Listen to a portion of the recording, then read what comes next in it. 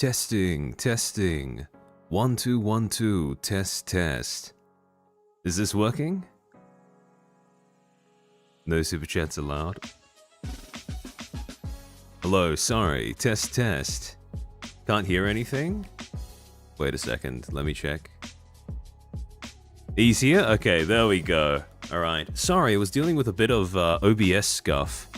Some reason it kept asking me to update, and then the updates kept failing, so yeah. Thanks for waiting around. Makarius, thank you for the gifted membership. Oh, Pavlo, nice to see you in chat. Welcome to an actual stream. Rare EU friendly time indeed. Yes. Gabriel, thank you for being a Footstool for 12 months. Why super chats disabled? Oh, are they disabled? Hold on. All right. So for those who may have noticed, a few days ago, there was a bit of an issue with the channel where my branding and memberships briefly got wiped. So I'm going to need to go into the settings and see if there's something like a button that I need to press in order to re-enable everything. Yeah, because all of the it's a bit scuffed. It's all a little doomed. Toaster, thank you for being a Footstool for 1 month. It sounds so bad. Look, other streamers have 10-minute waiting rooms, 20-minute waiting rooms. Yours was only 3 minutes or thereabouts, so it should be fine. You will survive. I'm here for Scarf. Thank you for the 5 gifted memberships. It's very kind of you. Thank you for showing up for exactly what your name suggests. Okay, hold on. Okay, there we go. There we go. All right. I didn't know. Okay, so apparently, yeah, it wiped out all of my monetization stuff as well, which meant that if you tried to type out an emote or anything, that wouldn't have worked either. So I'm just now finding out all of the other things that might have gotten screwed over. I guess you're gonna have to bump that YouTube stream up. Yeah, I probably will. I probably will. Although that in particular, I don't think that was a YouTube thing. I think that was just me pressing a wrong button or something. Pablo, thank you for the 5 gifted memberships. Thank you for your generosity. I don't remember if you've shown up here very often before, but I really appreciate you supporting me in this manner, even though this is one of the rare streams that you've actually been able to tune into live. Jackie Forrest, thank you for being a Footstool for 3 months. Ooh, I missed the super chats. All right, they should be enabled now. Okay, yeah, just making sure. All right, the emotes do actually work, so everything went right. I had a bit of a moment where I realized that my brain. This happens occasionally, but I had another moment when I realized that my brain had adapted to streaming, because as I was looking at all of the emotes, the files that are sitting in my desktop, none of them actually have the same names as what I've named the emotes in YouTube Studio, but immediately upon looking at them, I was able to match them up with one another. And that's just, that's a little bit of knowledge that no one besides the streamer would probably need to be able to use on a daily basis. You guys have altered me on a permanent basis. Never trust updates in general, agreed. Masterin, well, since I cannot super, the Silk Song stream is finally released. This stream is probably going to be relatively short, actually, because of the fact that it's mostly just a overarching retrospective on what the hell independent investigations into corporate misconduct are actually supposed to achieve. Spoilers, it's not actually to find any sort of new information or bring something to light. Makiris, thank you for the 2. Huzzah. Huzzah indeed. Refresh the page just in case. Good advice, good advice. Hold on. Alright. Everything seems to be working, so we're good, we're good. Gabriel, thank you for the super. After last stream, I'm doubling efforts to contact and harass people without you finding out. Also, member super higher limit when? Hold on. Member super higher limit? What is that referring to? I haven't spent a lot of time looking at the monetization features of YouTube, I'll admit. So, does YouTube impose a max limit on what you guys are able to super or something? I'm not entirely certain what that refers to. I cannot wait for the references to a certain list. I've actually left those behind for this stream because, in my opinion, I think that particular meme is a little overdone because everyone and their dog and mother has been making that particular comparison. But yeah, I'm sure. Well, in terms of comparisons, there are certainly going to be some between Nijisanji and other companies that have engaged in similar tactics, shall we say, to deflect from alleged internal misconduct. But I don't think I need to be throwing in the list references here.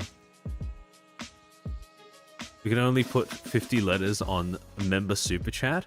Oh, hold on, let me see. I don't know how to actually. I don't know how I increase that, because I thought that in the times that I've sent supers or members. Hold on, let me see. Is there a YouTube setting for that? Because I thought that always correlated with the color of the super that you were sending. Hold on, let me pop back into YouTube Studio and have a quick look around. Master, and think about the two, by the way. New Niji drama show to Vox, your timing man. I don't think that's a drama. I wouldn't class that as a drama. It's mostly just I think it's just a rehash of an old thing that got brought back up. Because I think people have noticed for a while that Shoto and Vox hadn't been, interacting with one another publicly, so. And I mean, the shipping was pretty obnoxious while the two were actively collabing with one another, from what I could see. But curious, thank you for the 5. I was worried when I got an email saying that YouTube. Yeah, no, I saw that tweet that you posted tagging me. I didn't get to respond to it because I got something else caught my attention. But yeah, no, it temporarily disabled all of the memberships and then it restarted once I fixed everything back up. I actually want to give a quick shout out to Rima, because at the time when YouTube was at the time that YouTube was having its little moment there with the channel, I didn't really know what to do or how to fix it, so I messaged her out of the blue and she responded almost instantly to help. So I'm very appreciative and grateful for that. Hold on, let me take a look at the membership message settings. Because it should be able to say, right? I'm assuming this might be in special features, though I could be wrong. Thank members, give membership super chats. I don't think there's a way for me to increase the message limit, the character limit on the messages for the membership renewals every month. Because it just has an option to switch them on or off, unfortunately. But, yeah, in any case... Hold on. Not that it matters anymore since I've already used mine. It's okay, it's always good to have a check, just so it renews for next month as well. Master, and think about the 2. Can Matara be super openly attacking Niji? I don't think they'd bother, to be completely honest. It just seems like too much hassle, in terms of both money and in terms of PR. Because, to be completely honest, I don't think anyone's under any illusions that Nijisanji EN is a bastion of reputability at the moment. But I think that, nonetheless, it would be a pretty bad look to sue an ex-talent for simply voicing the very same complaints that multiple other people who have left have already publicly voiced. And at that point, it's sort of a it's a situation where you don't really have much to gain by doing that. And like we've talked about many times before, if a company doesn't have something to gain by taking a certain action, there's no reason to expect that they will take said action. Sorry, give me a second.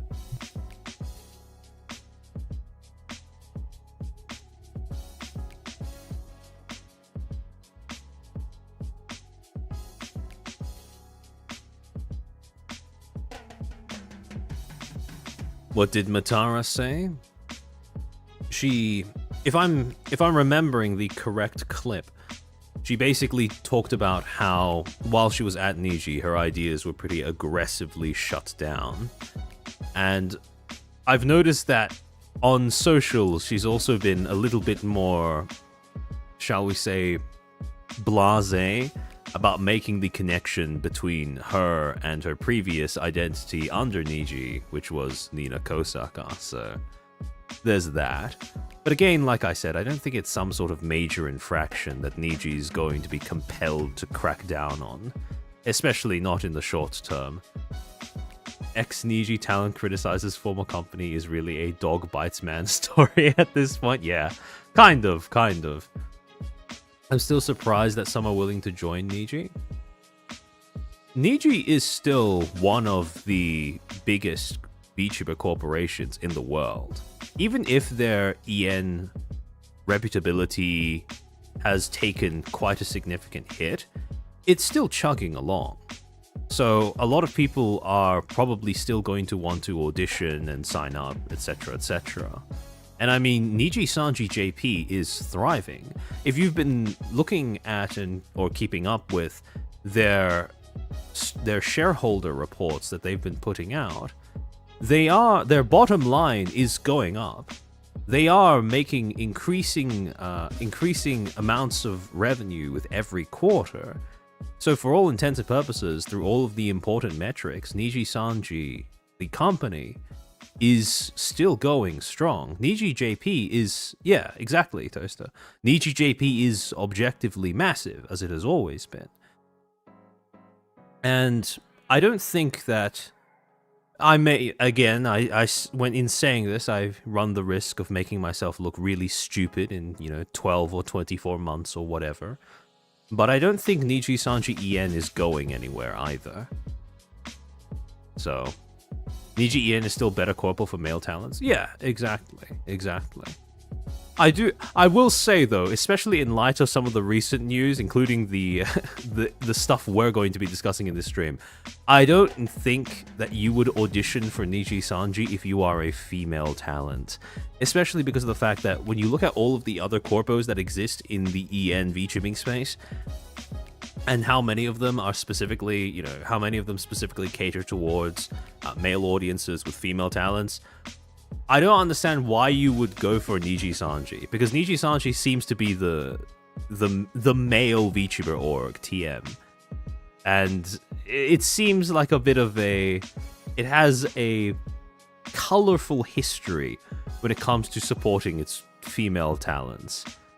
Now, how much of that is a structural problem with the way that Niji EN is run is tough to say. But there certainly does seem to be a trend that has emerged over the years. Is Niji EN still growing? It would be a surprise. It's not growing, but it isn't dying either, from what I've seen, from the shareholder reports at least. One of the things that they have taken to doing, things that they've taken to doing ever since, I think, February of last year, but by merging, they've merged the statistics for Niji EN and Niji JP wherever possible. So Niji as a whole, as a generalized global brand, is growing year on year, quarter on quarter. It's just that Niji EN does seem to be, it has kept shrinking, but I don't think it's nearing a level where you can certainly say, yeah, there's no coming back, there's no recovery. Yeah, it's stagnant. It's nothing like what it was before the controversy of 2024, but It's not dead either. At least Parrot will still have full employment if Niji EN sticks around for a while. Sure. Only follow Scarlet. I'm amazed by the number of $100 supers she gets. Yeah, I mean, there are still talents that have massive amounts of support behind them. And they have, well, at least from what I can see, the talents that have reasons to leave have already left. So it's what's likely going to make or break Nijisanji EN is probably not going to be the, well, let's just say, the talents that I see a lot of people talking about online, the talents that I see a lot of people saying, oh, you know, if only they would leave Niji EN. I think that even if all of those talents left, Niji EN as a brand would still exist. And even then, I can't see Niji, the company, any color, sorry, pulling the plug on EN, simply because from a, you know, a shareholder perspective, you want your company to have a foreign branch. So even if that branch is being maintained at a loss, I would assume they'd still want to keep it around anyways. So... Master, thank you for the 5. Speaking of evil corpos and LM as a Pokemon fan, what the hell is going on with the Pokemon company? I haven't seen LM's videos, although I've seen his Twitter posts about it. But it seems like an interesting rabbit hole to dive down, so that might be something I end up doing over the next few weeks or so. He just 2 black eyes and some broken bones, but it's still in the fight. Yeah.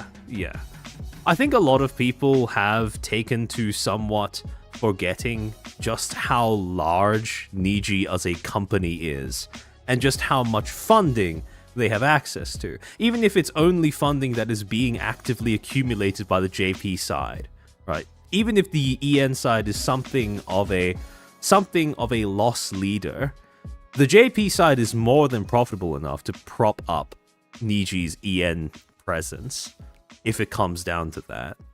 So, again, I don't see, for all of its flaws, for all of Nijisanji's flaws as a company in terms of their management, their PR, although they are adapting when it comes to that latter part, perhaps not ethically, but certainly effectively, for all of the flaws in their various aspects of their operation, one of the flaws that one of the things that you can't deny about Niji in terms of its strengths are its stamina, its ability to endure. So Riku will melt all the YouTube play buttons. Niji EN outlasted V Shoujo. Yes, that is true. And that is, well, that proves that the universe does have a sense of humor. Okay, hold on. I think everything should be working. Hold on, let me try switching scenes to the slides.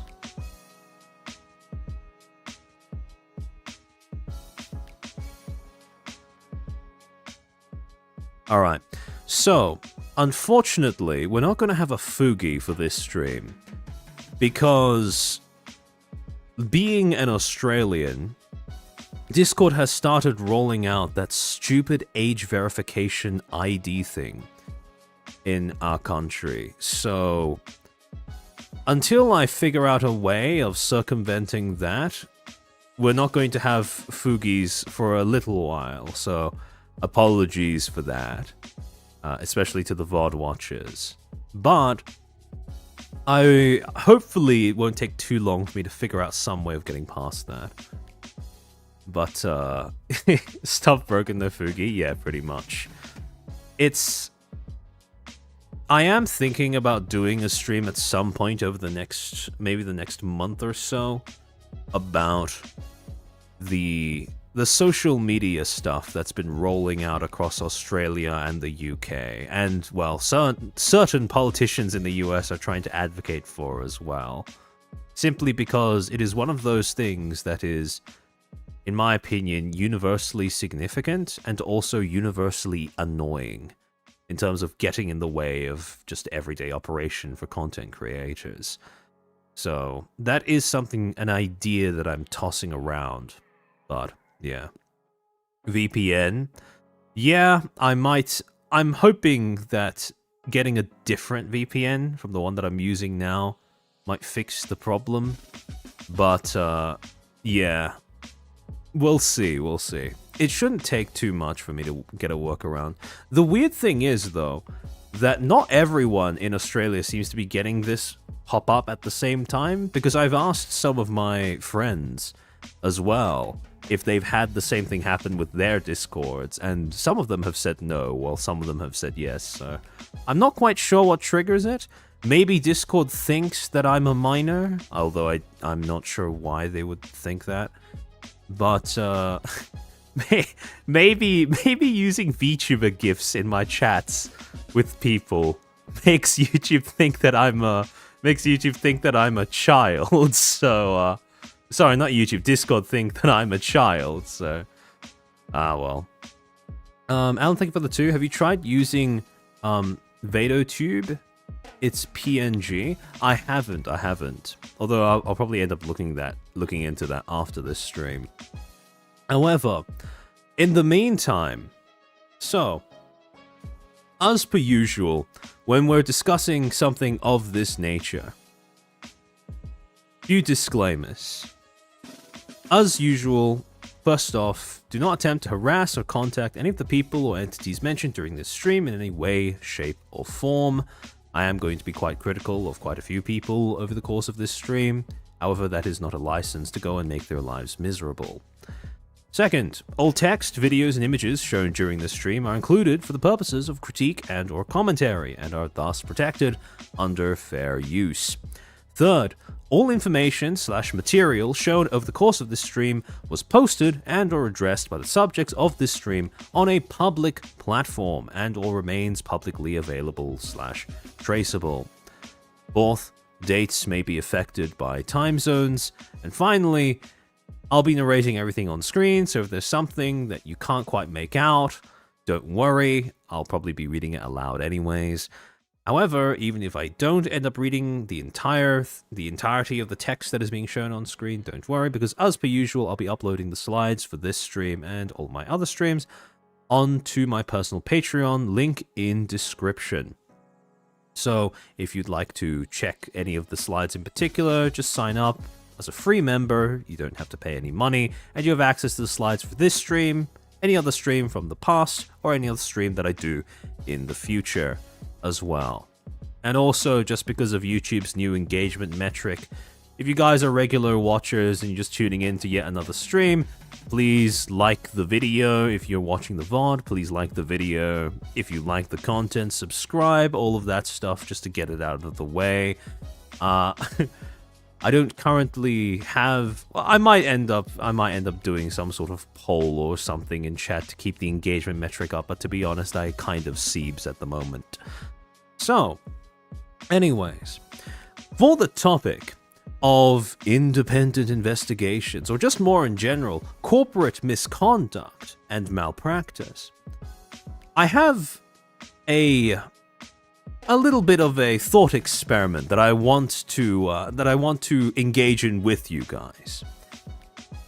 In order to understand perhaps my withering perspective on independent investigations in general when it comes to corporate wrongdoing, especially when it comes to corporations attempting to communicate with their audiences about internal misconduct. Going to go through a little bit of a history lesson. But first, a question. When I bring up the topic of workplace harassment in the gaming industry, what do you guys think of? What particular company, what particular people, what particular agency, or whatever? I'm curious. When I bring up that particular topic, workplace harassment in gaming, what do you guys think of? Or what do most of you guys think of? If you want to just put that in the chat, I'd be able to get a pretty good idea. And obviously, I can't do a poll because that would pretty much define what your answers are. Mercurius, thank you for the 2. Also, leave comments for the YouTube algorithm. Yes. Alright, yeah, it's immediate, right? Hashiria, Blizzard, Sumonite, Blizzard, Master N, I used to work at Blizzard. Okay, Carlos with the Gamergate. But, okay, Blizzard, Blizzard, Blizzard, Blizzard, Bully Hunters, Blizzard, WoW and Blizzard, Blizzard, Blizzard. Yeah, everyone's saying Blizzard. It's an almost universal response. Whenever you are in front of any group of people and you bring up the topic, name an instance of workplace harassment or a company being sued for workplace harassment in the gaming industry. Everyone says Blizzard. And and if you think that, you know, this is a response that is well and truly established, it's almost universal, right? However, to briefly refresh for some people, right, where the meme of, you know, Blizzard being a place for workplace harassment actually comes from. Okay, Atari being a bit more, straying a bit from the norm by saying Ubisoft. To be honest, there is no wrong answer, but it is fascinating that in almost every single conversation that I've had, sorry, give me a second, the slides of Canvas having a bit of a stroke. Almost every single conversation I've had with somebody about this topic, they've almost always brought up Blizzard. But to remind you guys of where this actually comes from, essentially, the whole workplace harassment in gaming thing comes from a single lawsuit that was launched against Activision Blizzard in July 21st of 2021, lodged by the Department of Fair Employment and Housing, or DFEH for short, or DFE, where this department was basically suing Californian gaming companies, which included, of course, Activision Blizzard, on the grounds that they were failing to pay their workers equal pay irrespective of their sex. You know, they were discriminating against them on the basis of sex, and also that they were engaging in work cultures that fostered sexual harassment. Quote, women were paid less and subjected to gender discrimination and sexual harassment at Activision Blizzard Inc., Blizzard Entertainment Inc., and Activision Publishing Inc. This was basically a lawsuit going after all of the arms of Activision Blizzard at once, alleging all of these things. And a lot of you will remember that when this lawsuit was first announced, it immediately sparked a sustained media firestorm around the entire thing. You had multiple articles being published by multiple different publications all throughout the same year that this suit went public. You know, The Guardian, Activision Blizzard scandal, a watershed moment for women in the gaming industry. Time Magazine, cube crawls and frat bro culture. California's huge Activision Blizzard lawsuit alleges yet another toxic workplace in the video game industry. BBC, Activision Blizzard, more than 20 staff leave after harassment claims. GameSpot, California sues Activision Blizzard for frat boy culture and harassment of women. Activision Blizzard is facing a lawsuit in California over the treatment of its female employees. And finally, Dexerto with the infamous, the headline that everyone thinks of nowadays when they think about how garbage Blizzard is as a company. Nursing Activision Blizzard employees say their breast milk kept getting stolen. And when you have this much media attention focused on this controversy, when you have a headline that is as bizarre and morbidly fascinating as the claim that employees kept getting breast milk stolen by other employees, right? Naturally, this is going to be something that sticks in people's minds. However, one of the things that people, at least from what I saw on the internet, weren't quite keeping up with almost as much was the actual outcome of this lawsuit.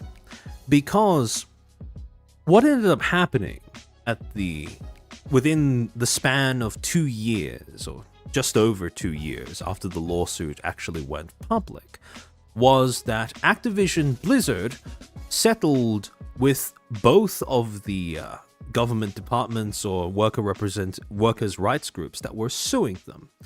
And the two settlements that they settled on were two settlements that they ended the suit with, shall we say, were One, which happened in March of 2022, I believe. Sorry, let me check. Let me expand the date of that. March of 2022, where they paid $18 million to the EEOC over California's objections to them mistreating their workers. And another when they paid $35 million in February of 2023, again for the purposes of establishing a new reservoir of funds to advance gender equality in the gaming industry, as well as compensation, back pay for workers who had been discriminated against and or treated unfairly. And so, the important thing about this, though, is, like with many other legal cases that involve big companies, this was not a penalty. This was just a settlement. And most people, when they look at those two things, they look at the amount of money that these companies are essentially handing out to their employees. 54 million in total, 54 if you round up. That's a lot of money. So a lot of people look at that and they assume, okay, the companies are getting fisted, right? They're being forced to give up a massive amount of money to cough it up for their workers, and surely this must be some sort of loss.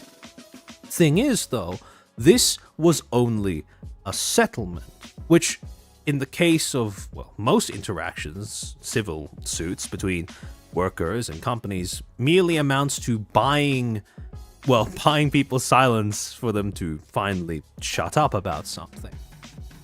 Because one of the important parts about the settlement, as we'll go into later, is how the settlements allowed Blizzard to essentially sidestep the whole admitting you had something wrong going on internally part of the process. This essentially allowed them to bypass the entire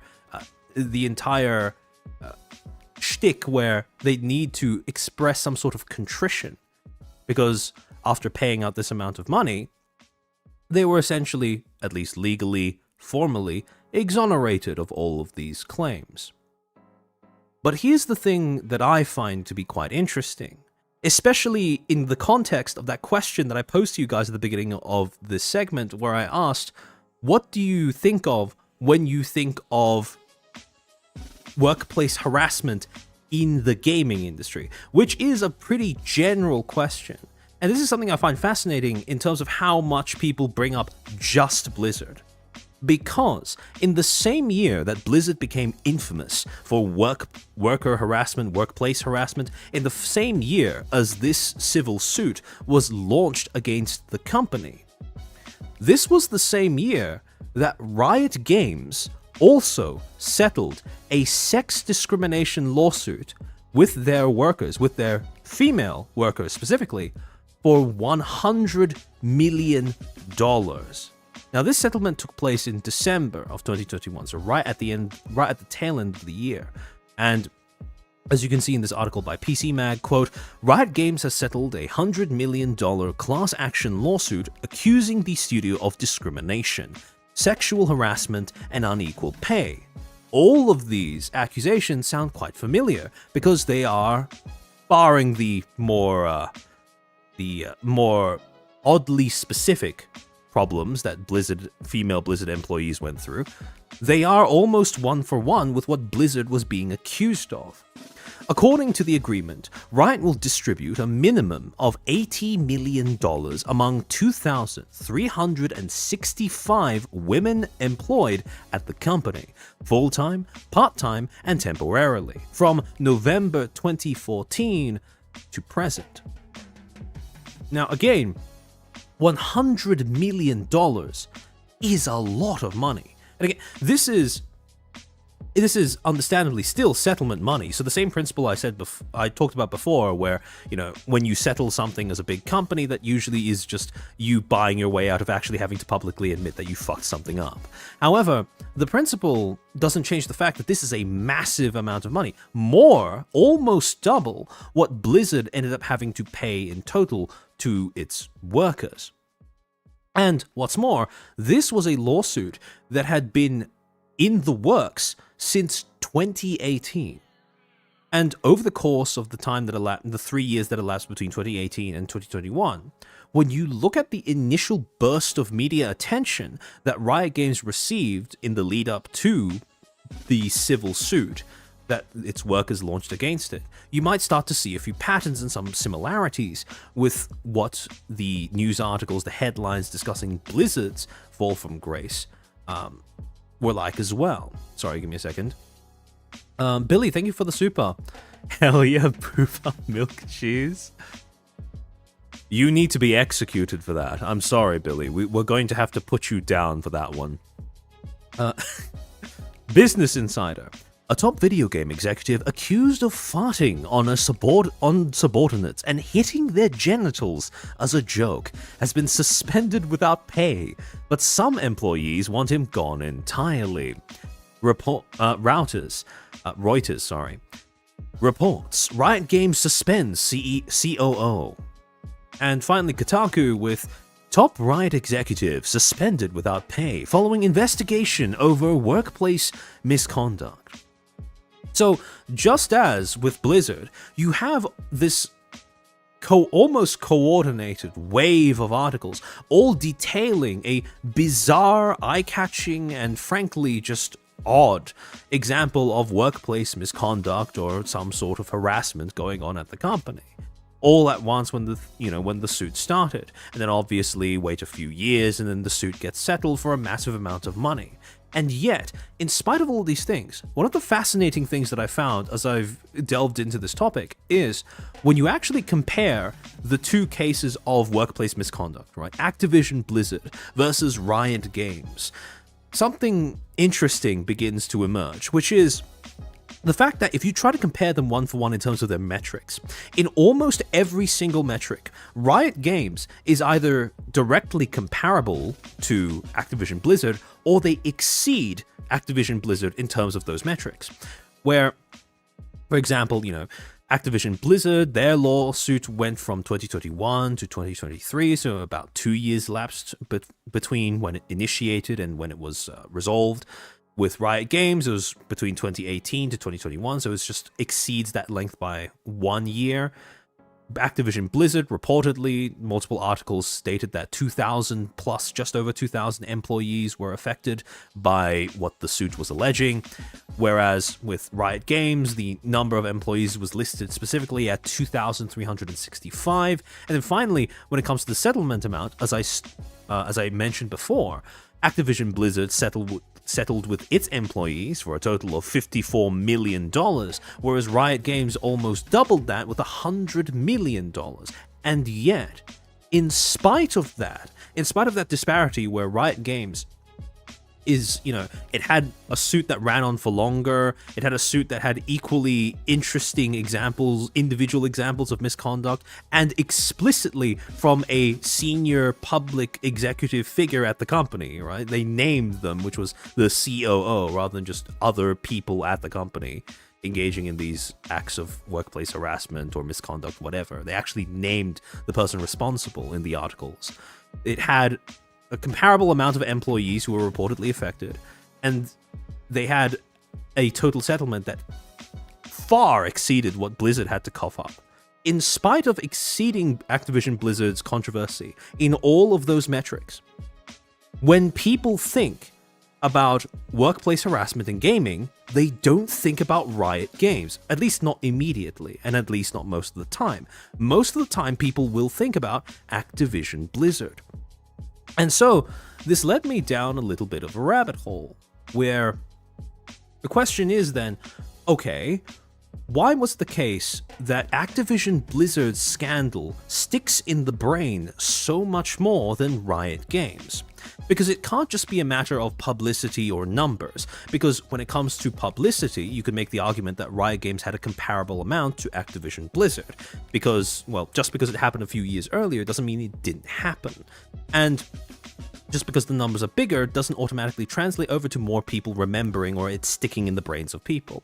So, while Riot Games was publicized, I would make the argument that it wasn't quite scandalized, in the sense that it didn't have a lasting a lasting reputational cost to Riot's image as a company.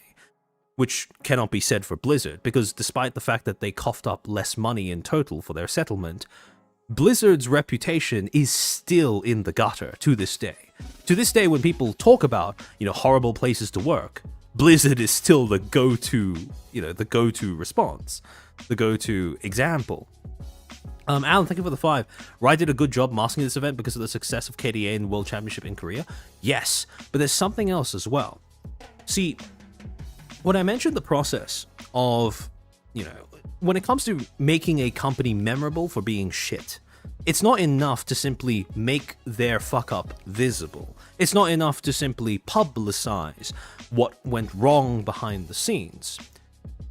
You do have to somehow turn it into a scandal. So this leads us to another question, which is, what determines whether instances and or allegations of misconduct evolve into scandals in the first place? Because somewhere in between people talking about something publicly and it becoming a full-on scandal that engulfs a company's reputation, has lasting implications for it, there are a few steps that need to be acknowledged if you are to understand how that process works. And the reason why I think this is something that should be, acknowledged, should be talked about, is because this entire process is very much what companies build their PR strategies around in times of crisis, when they're trying to come up with crisis management plans. A lot of it is dedicated, a lot of headspace, a lot of manpower, a lot of money and time is put towards trying to figure out, how do you deal with the prospect of a corporate mistake, an act of corporate misconduct, going public in a way that allows you to sidestep that whole process of it evolving, unfolding into a full-on scandal. And because this is something that companies will pay money for, it is also something that academics have put a lot of time and effort into trying to study in the form of, formal papers or, like I said, studies, right? Pretty self-explanatory. And there are two in particular that I wanted to highlight for you guys. The first is a research article that was published in the Strategic Management Journal in 2024 titled Public Enemies: The Differential Effects of Reputation and Celebrity on Corporate Misconduct Scandalization, which is basically an entire article that is dedicated to trying to explain the process through which instances of misconduct are formally turned into full-blown scandals.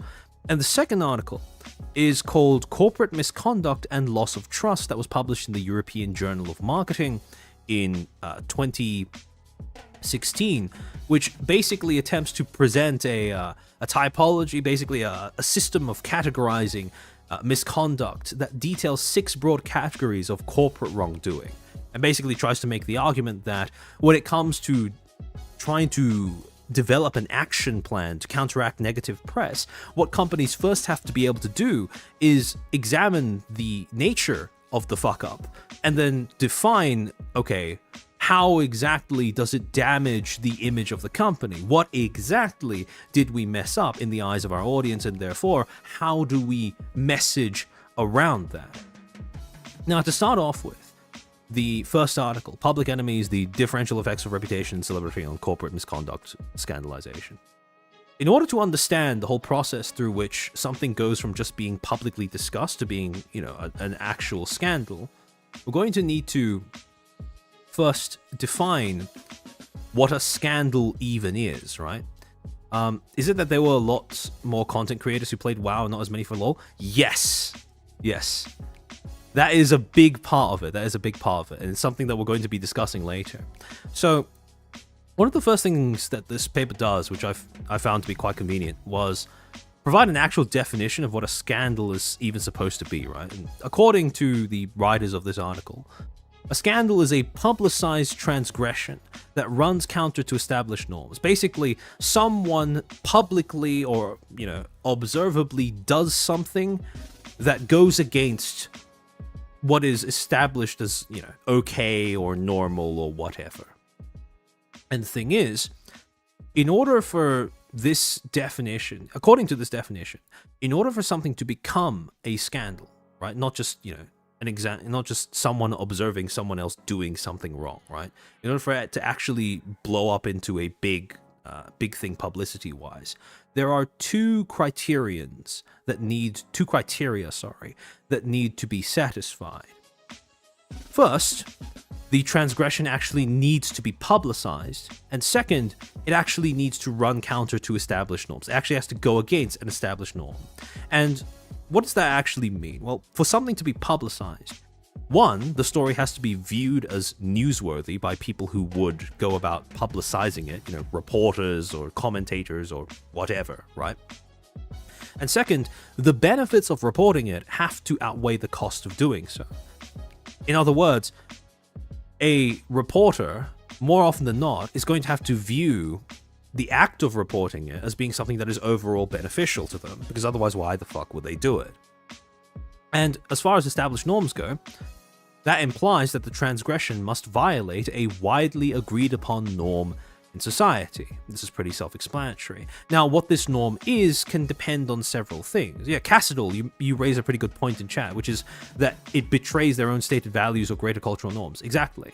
Those are the two main categories when it comes to established norms that companies can end up breaking with acts of misconduct. One, the expectations that they have set for themselves in the eyes of their audience, and two, the established norms that already exist around them prior to their emergence as a corporate entity to begin with, right? So those are the two major sets of norms that a possible transgression would need to violate in order for it to be something that is worth paying attention to, or seen as worth paying attention to.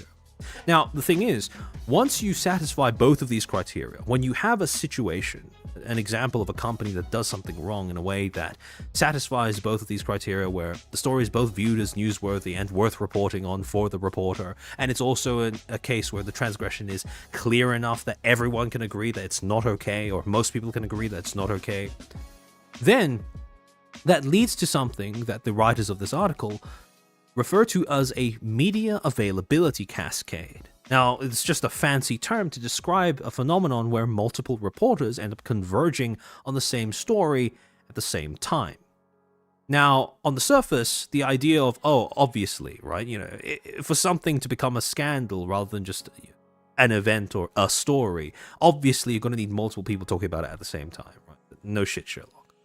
But the reason why this is important is because one of the essential components that need to exist in order for something to progress from simply a publicized story to being a outright scandal is one of the things that you require is sustained media coverage. If you simply get a single burst of it, let's say over the course of a week or maybe even a month, that's not going to be enough. You need to have some way of expanding the visibility of the situation outwards while continuously getting people to talk about it. And what media availability cascades do is, because you have multiple reporters coming together to talk about something at the same time, what that does is it fosters an environment where more and more people become aware of the thing over time and at once, which has two knock-on effects. First, when you have multiple reporters coming together to talk about something at the same time, it emboldens even more reporters to come and talk about the story, because it provides some form of social proof, or basically signals socially that it's okay to talk about to other people. Now, obviously, because we are group animals, right? Fundamentally, that is what we are. And as a result of that, we look around at our peers to try and determine what is acceptable behavior or not. And so when we look around and we see a bunch of people talking about something at the same time, it automatically convinces us that, okay, it's fine for us to join in as well. That's what an availability cascade does for the reporting of something.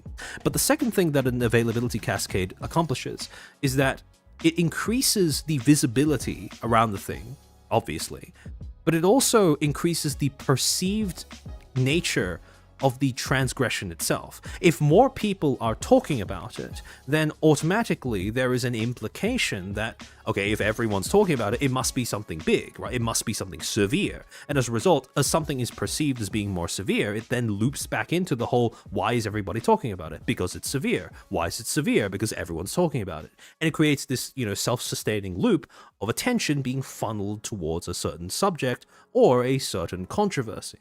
And that funneling of attention, that self-sustaining loop, that's what you need in order to essentially progress something from just being an example of a publicly discussed fuck up to being an actual reputationally harmful scandal.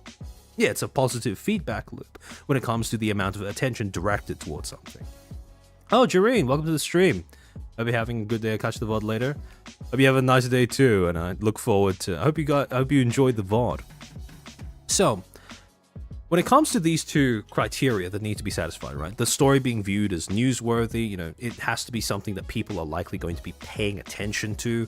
And second, the whole idea of the transgression there needs to be some form of transgression that violates an agreed upon norm in order for it to be something worth talking about or something worth discussing.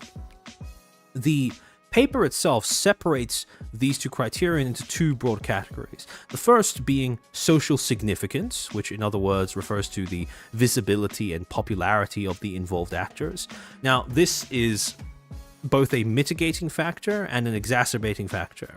Now, what do I mean by that? It's a mitigating factor in the sense that when I talk about certain actors, certain corporations being visible, being popular, that is both a reason as to why people would care more about possible misconduct and discuss it more if it actually happens or is alleged, but that is also one of the reasons as to why people might not want to discuss it or might not want to acknowledge it, right? It's a bit of a double-edged sword. On one hand, more people are going to pay attention if you actually do fuck something up, but on the other hand, people are going to be less likely to criticize and or engage in criticism of you should something just be alleged or should the claims of misconduct not be substantiated to a significant degree. Again, depending on how popular or how reputable you are, right?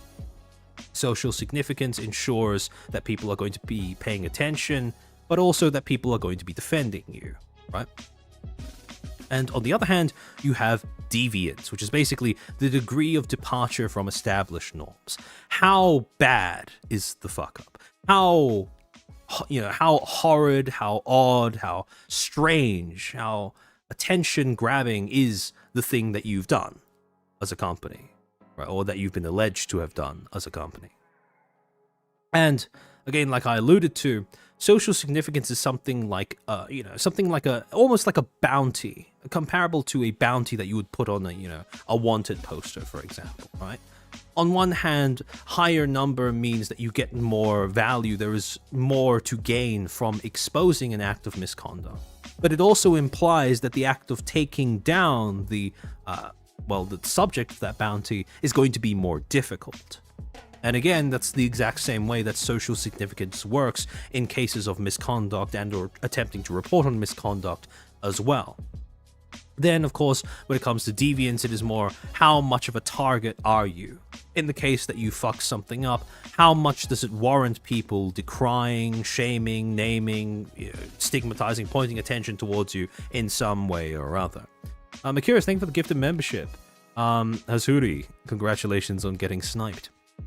And so, when we look at how the coverage of Activision Blizzard involved both of these things, the social significance of Blizzard came not just from, well, as you alluded to earlier on, Sumanai, the fact that they had a whole bunch of, popular content creators, more content creators who were talking about it.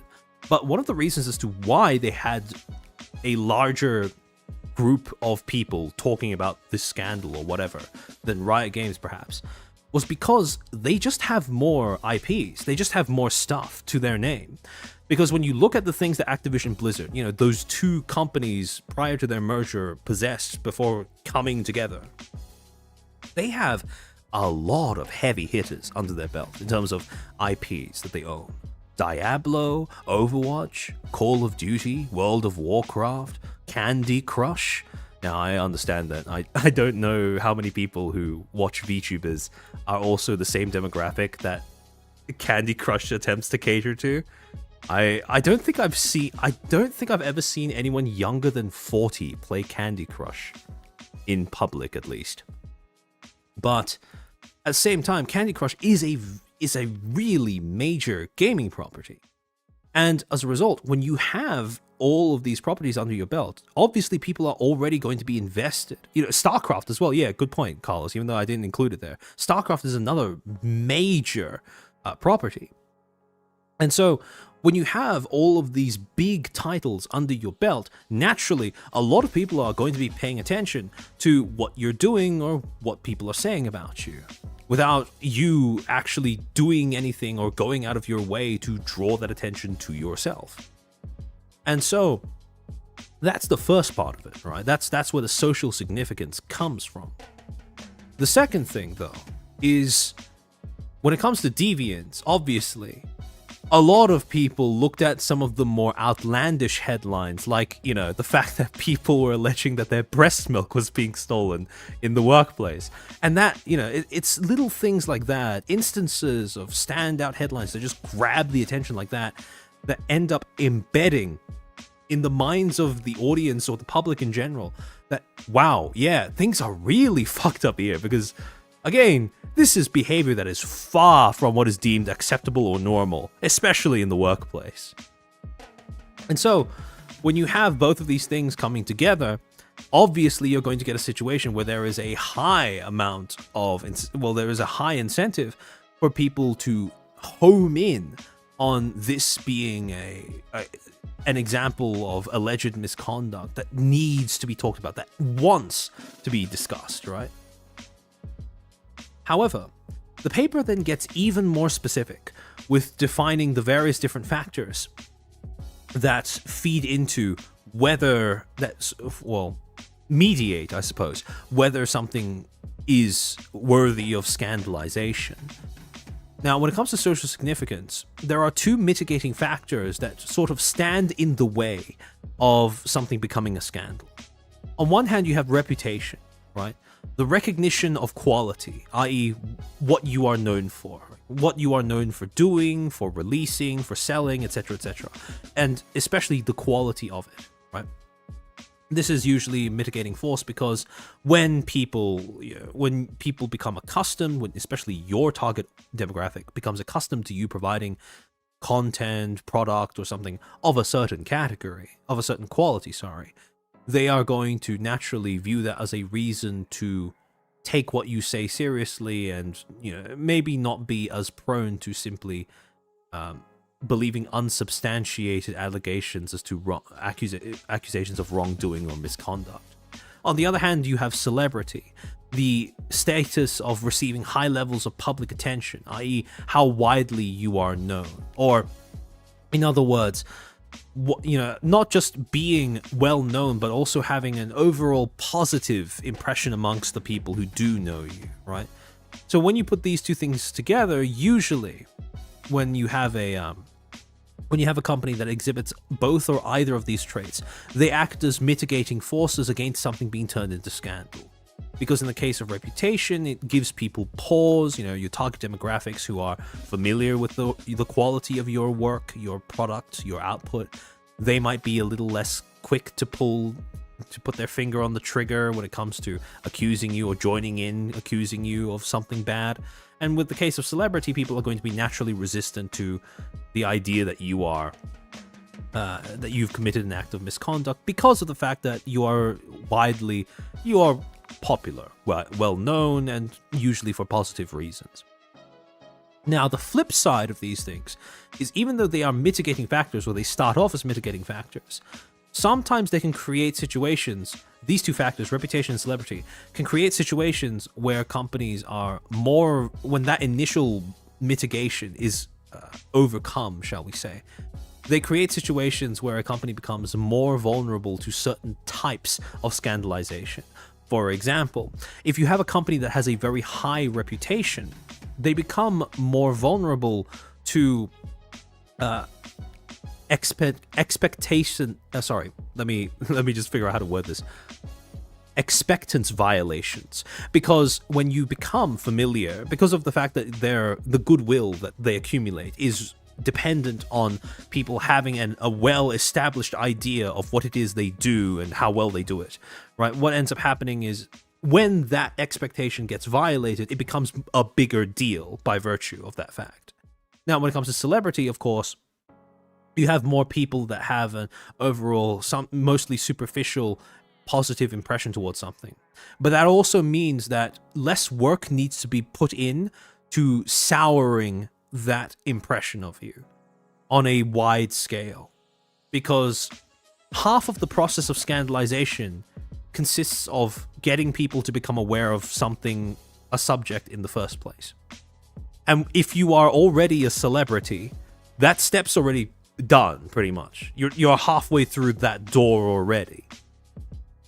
And so this ties into the two types of I suppose, ways of assessing the degree of deviance that audiences usually engage in when the process of scandalization is halfway done, right? Actually, yeah, Atari, that's a good way of putting it, right? The bigger you are, the more you have to lose if you make a mistake. Yeah, that's basically how reputation works, right? And when it comes to assessing deviance, there are usually two different ways that audiences go about assessing the degree of the level of egregiousness that the transgression presented to them represents. On one hand, you have objective severity. Now, this is a rational judgment on the severity of the transgression, right? This is mostly through calculating things like metrics, making a distanced observation, a cold observation as to the circumstances surrounding a company or the possible fallout of something going wrong. And on the other hand, you have perceived severity, which consists of emotional judgments as to the severity of the transgression. Now, here's the thing. When it comes to companies and how they, what their audiences tend to default to, objective severity or perceived severity in light of their fuck-ups, it tends to be, these two things go hand in hand with whether the company leans more on reputation or leans more on celebrity. Because in the case that a company relies more on its reputation to carry itself, in terms of to carry its image, companies that have a high degree, a high reliance on reputation, they tend to be able to afford occasionally to just ignore perceived severity.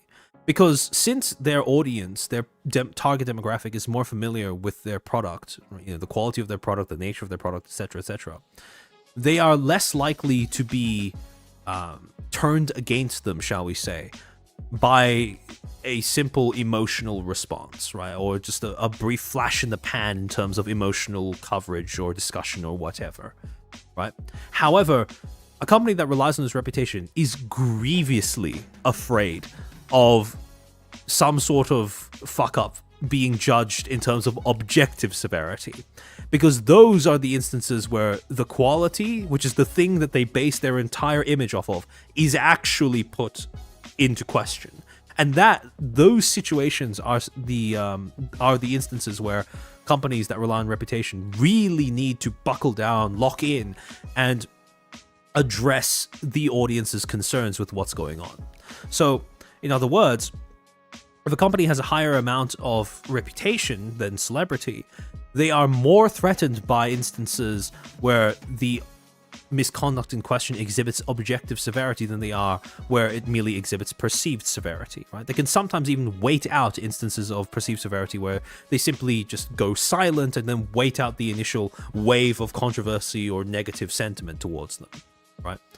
However, again, like I said before, if something happens that calls into objective question what they are doing, the efficacy of their process, their capabilities, competence, whatever, that is something they need to address thoroughly and immediately. On the other hand, if a company relies more on celebrity, coverage, the nature of the coverage that they receive during times of controversy or during times of high stress, that may sometimes allow them to overlook objective severity. Because naturally, since celebrity is it's a method of perceiving something that does tend to rely more on emotion rather than some sort of cold assessment of something. Naturally, that also means that sometimes, depending on how something is covered or talked about, the nature of something being well liked by many people might not end up deteriorating too much just because of some sort of objective flaw, right? Because at the end of the day, what matters is sentiment more than anything concrete or solid. On the other hand, being a company that relies upon celebrity in order to function, or its flip side even, infamy, right? Something that is widely known for negative reasons. That is a state of being that both exacerbates and is exacerbated by perceived severity. Because if celebrity or infamy operates off of widespread emotion, and perceived severity also operates off of widespread emotion, what ends up happening is those two end up essentially dialing up the intensity of the other in times of controversy. So glad I was able to join the session. Is it 1080p now? I hope so. I think I tuned it to that in the OBS, but I thought that, I assume that all of my streams should be, but if you're observing that that's the case, I'm assuming it might not always be the case when you've been tuning into my streams, but I would hope it's 1080p. And when it comes to things that feed into, when it comes to creating the media availability cascades that I referred to earlier, the two factors that define whether a company ends up falling into a media availability cascade, the two that most commonly contribute towards this phenomenon are celebrity and perceived severity. Because when you combine these two things together, what you essentially get is, like we discussed before, a positive feedback loop. Where at the beginning, right, you have reporters that converge upon an instance or allegation of misconduct due to perceived newsworthiness, right? They see something in the situation that makes it worth talking about in some way. Then, because of the fact that they are talking about it, more audiences become aware of the instance/allegation of misconduct, and then they form an emotional response to it. Does this make me feel good? Does this make me feel bad? Does this make me feel angry, uncomfortable, sad, whatever?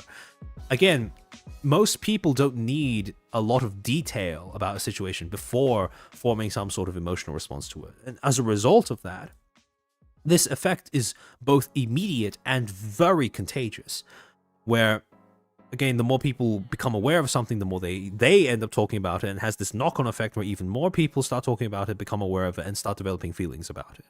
And as a result of that, as a result of more audiences becoming aware of something and forming an emotional response to it, yeah, exactly, Ardentop, the PR snowball effect, this increases the perceived severity of the instance/allegation of misconduct amongst the general public. Because, like I said before, you have this constant loop between, oh, this must be severe because more people are talking about it, and more people will talk about it because it's seen as severe. And of course, once the perceived severity of the instance or allegation of misconduct goes up amongst the general public, then this makes it even more newsworthy to more reporters, because they'll look at how this is something that's already being talked about by a lot of people, and they'll go, okay, so obviously there is an audience for this type of story, and I'm going to join in talking about it as well. And so, again, you have the establishment of this positive feedback loop that continues to generate attention. But it doesn't just generate attention. The other thing that it does, and again, the reason why this loop is important is because it generates two distinct things, both of which are necessary in order for something to evolve into a scandal. One is it creates increased visibility, which is, more people becoming aware of something. The second thing, though, is that it creates sustained coverage, which is people talking about it at the same time over an extended period of time. Again, like I said before, in order for something to progress into the point of scandal, it needs to receive sustained coverage. And when you look at Activision Blizzard's initial response to the lawsuit, you might start to get a little bit of an inkling as to why all the ingredients were there in order to create this sense of emotional, widespread emotional investment, widespread emotional responses towards this entire controversy, right? Yeah, Pavlo, exactly. It has to become viral. Now, initially, when the lawsuit was first announced, within the week, what Activision Blizzard did was they ended up releasing a formal statement that basically attempted to deny all wrongdoing right off the bat, right? As was reported in the GameStop article that we brought up earlier, California sues Activision Blizzard for frat boy culture and harassment of women. Quote, Activision Blizzard responded to the suit by saying the claims are, quote, distorted and in many cases false, end quote. Descriptions of conduct that happened in the past. The company said that it had taken steps and action to correct the problems. You can read Activision Blizzard's full statement below. This statement is, well, it's certainly a bold play in order to try and navigate these accusations. Quote, we value diversity and strive to foster a workplace that offers inclusivity for everyone. There is no place in our company or industry, or any industry, for sexual misconduct or harassment of any kind. We take every allegation seriously and investigate all claims. In cases related to misconduct, action was taken to address the issue.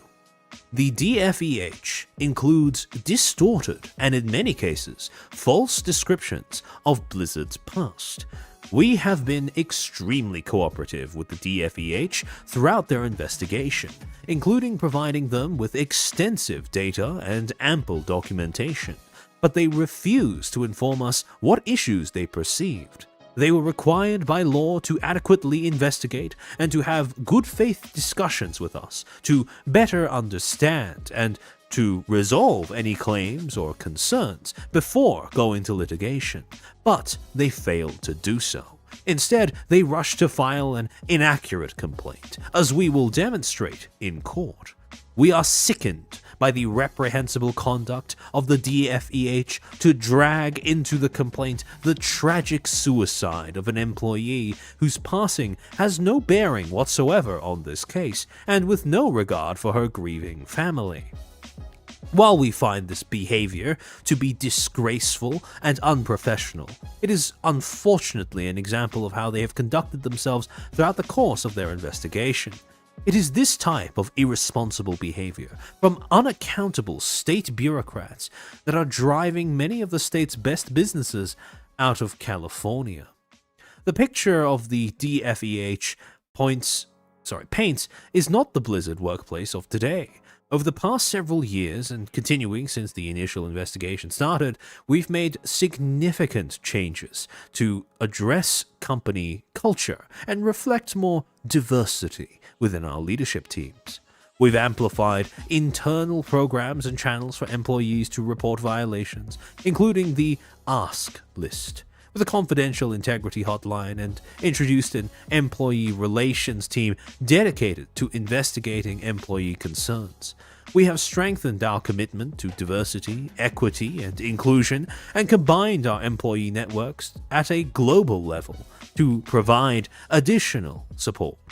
Employees must also undergo regular anti-harassment training, and have done so for many years. We put tremendous effort in creating fair and rewarding compensation packages and policies that reflect our culture and business, and we strive to pay all employees fairly for equal or substantially similar work. We take a variety of proactive steps to ensure that pay is driven by non-discriminatory factors. For example, we reward and compensate employees based on their performance, and we conduct extensive anti-discrimination trainings, including for those who are part of the compensation process. We are confident in our ability to demonstrate our practices as an equal opportunity employer that fosters a supportive, diverse, and inclusive workplace for our people. And we are committed to continuing this effort in the years to come. It is a shame that the DFEH did not want to engage with us on what they thought they were seeing in their investigation. Yeah, lots of corpos speak all fluff? Pretty much, right? Anti-harassment training, really? Yeah, I've yet to see how that results in any sort of useful outcomes myself. But in this particular case, one of the things that you may notice about this entire statement is that it doesn't do anything to address the objective severity of anything that they were being accused of. It's basically just, no, we're not that kind of company. You know, it's all, we love diversity, equity, and inclusivity. We'd never do something like abuse our workers. Workplace harassment? What is that? We've never heard of such a thing. And it's basically all designed to cater to the perceived severity, or to downplay the perceived severity of the act of deviance that they are being accused of. It is all pertaining to perceived severity, and none of which pertaining to objective severity. There are no metrics, there are no statistics, there's nothing provided in here that would act as some sort of concrete refusal or countermeasure against what is being alleged, besides the vague allusion to anti-harassment training, whatever the fuck that consists of. And as a result, as you can probably tell, this was a response that didn't exactly go over well amongst the public and also amongst the workers. Because immediately after this, Activision Blizzard were subject to an open letter signed by 2,000 plus employees stating that what they were saying was bullshit, and also that you had several Activision Blizzard workers going on strike in order to protest against or in favor of them receiving some form of investigation or some sort of formalized action taking place against whatever Blizzard was doing internally. And so, within less than 3 days of publishing that rather interesting response to the allegations, Bobby Kotick himself, the CEO at the time of Activision Blizzard, would end up sending out a letter amongst the workers at Activision Blizzard, walking back that earlier response, that earlier statement, and instead trying to assuage everyone that, you know, this was something that they were taking seriously, right? Master, thank you for the 2. Virtual signaling equals projection every single time. Agreed. Quote, a letter from CEO Bobby Kotick to all employees, dated July 28th of 2021. Santa Monica, California, Business Wire. Activision Blizzard Inc. Bobby Kotick today sent the following letter to all employees. Oh, sorry, this should read July 27th. Quote, this has been a difficult and upsetting week. I want to recognize and thank all those who have come forward in the past. And in recent... I just realized I missed a chance to say, hey, people. This has been a difficult and upsetting week. Sorry, give me a second.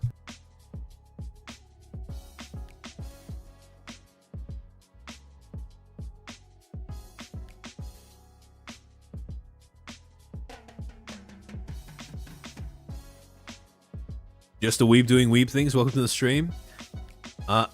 Shouldn't it just be normal to not harass people? Yeah, again, a lot of the training regimens that these corporations end up creating are just reasons to waste money. They're not they don't actually serve a purpose, right? It's because no one, realistically, a normal functional human being capable of working together with other human beings will already know not to harass the people they work with. So, however, to continue, I want to recognize and thank those who have come forward in the past and in recent days. I so appreciate your courage. Every voice matters, and we will do a better job of listening now and in the future. Our initial responses to the issues we face together and to your concerns were, quite frankly, tone deaf. It is imperative that we acknowledge all perspectives and experiences and respect the feelings of those who have been mistreated in any way. I am sorry we did not provide the right empathy and understanding.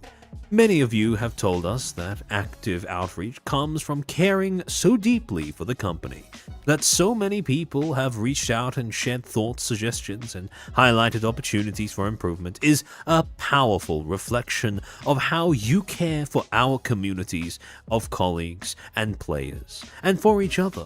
Ensuring that we have a safe and welcoming work environment is my highest priority.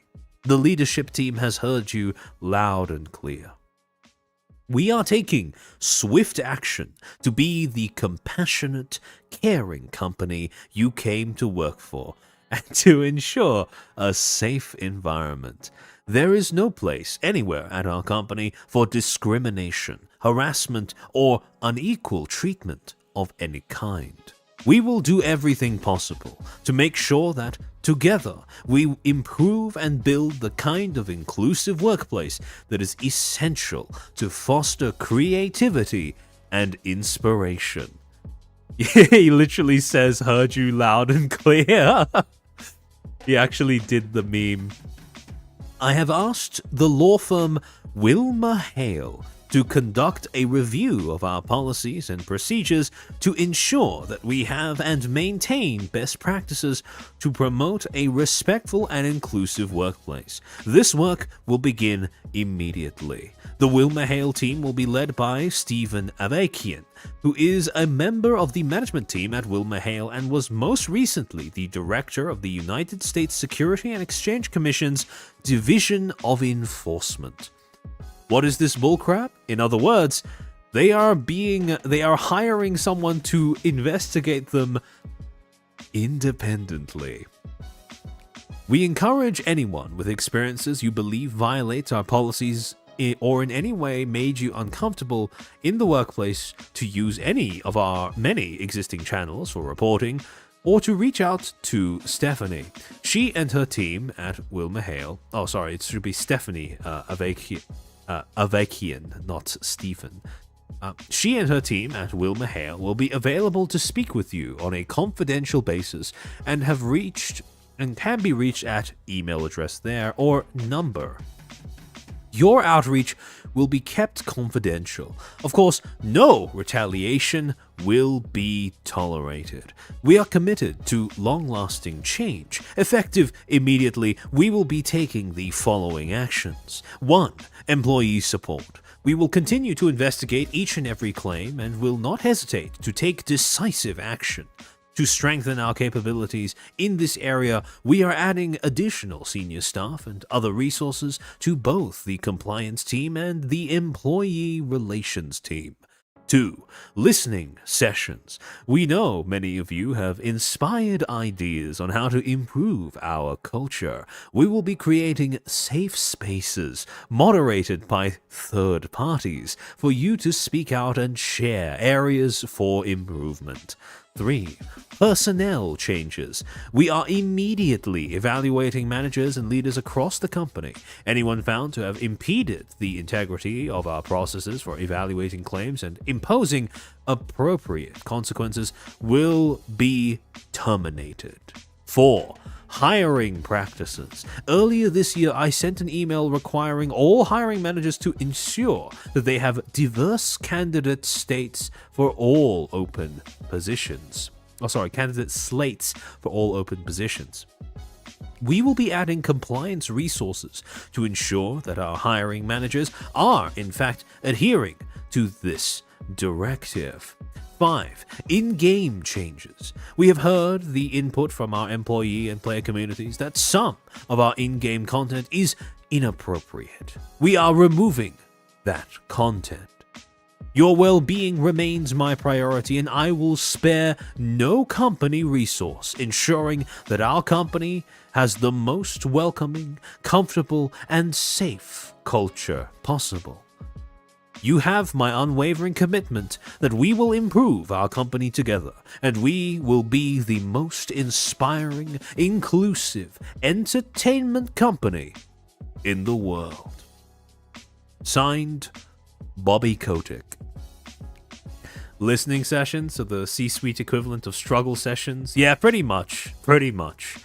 How do companies follow up on these kinds of promises? That's the fun part, Chicken Muncher. They don't. So, one thing, as you may have noticed, yes, they did the thing that, roll credits. They said that they would be independently investigating themselves through someone they retained, right? However, interesting thing about the specific firm that they retained in order to investigate them supposedly independently.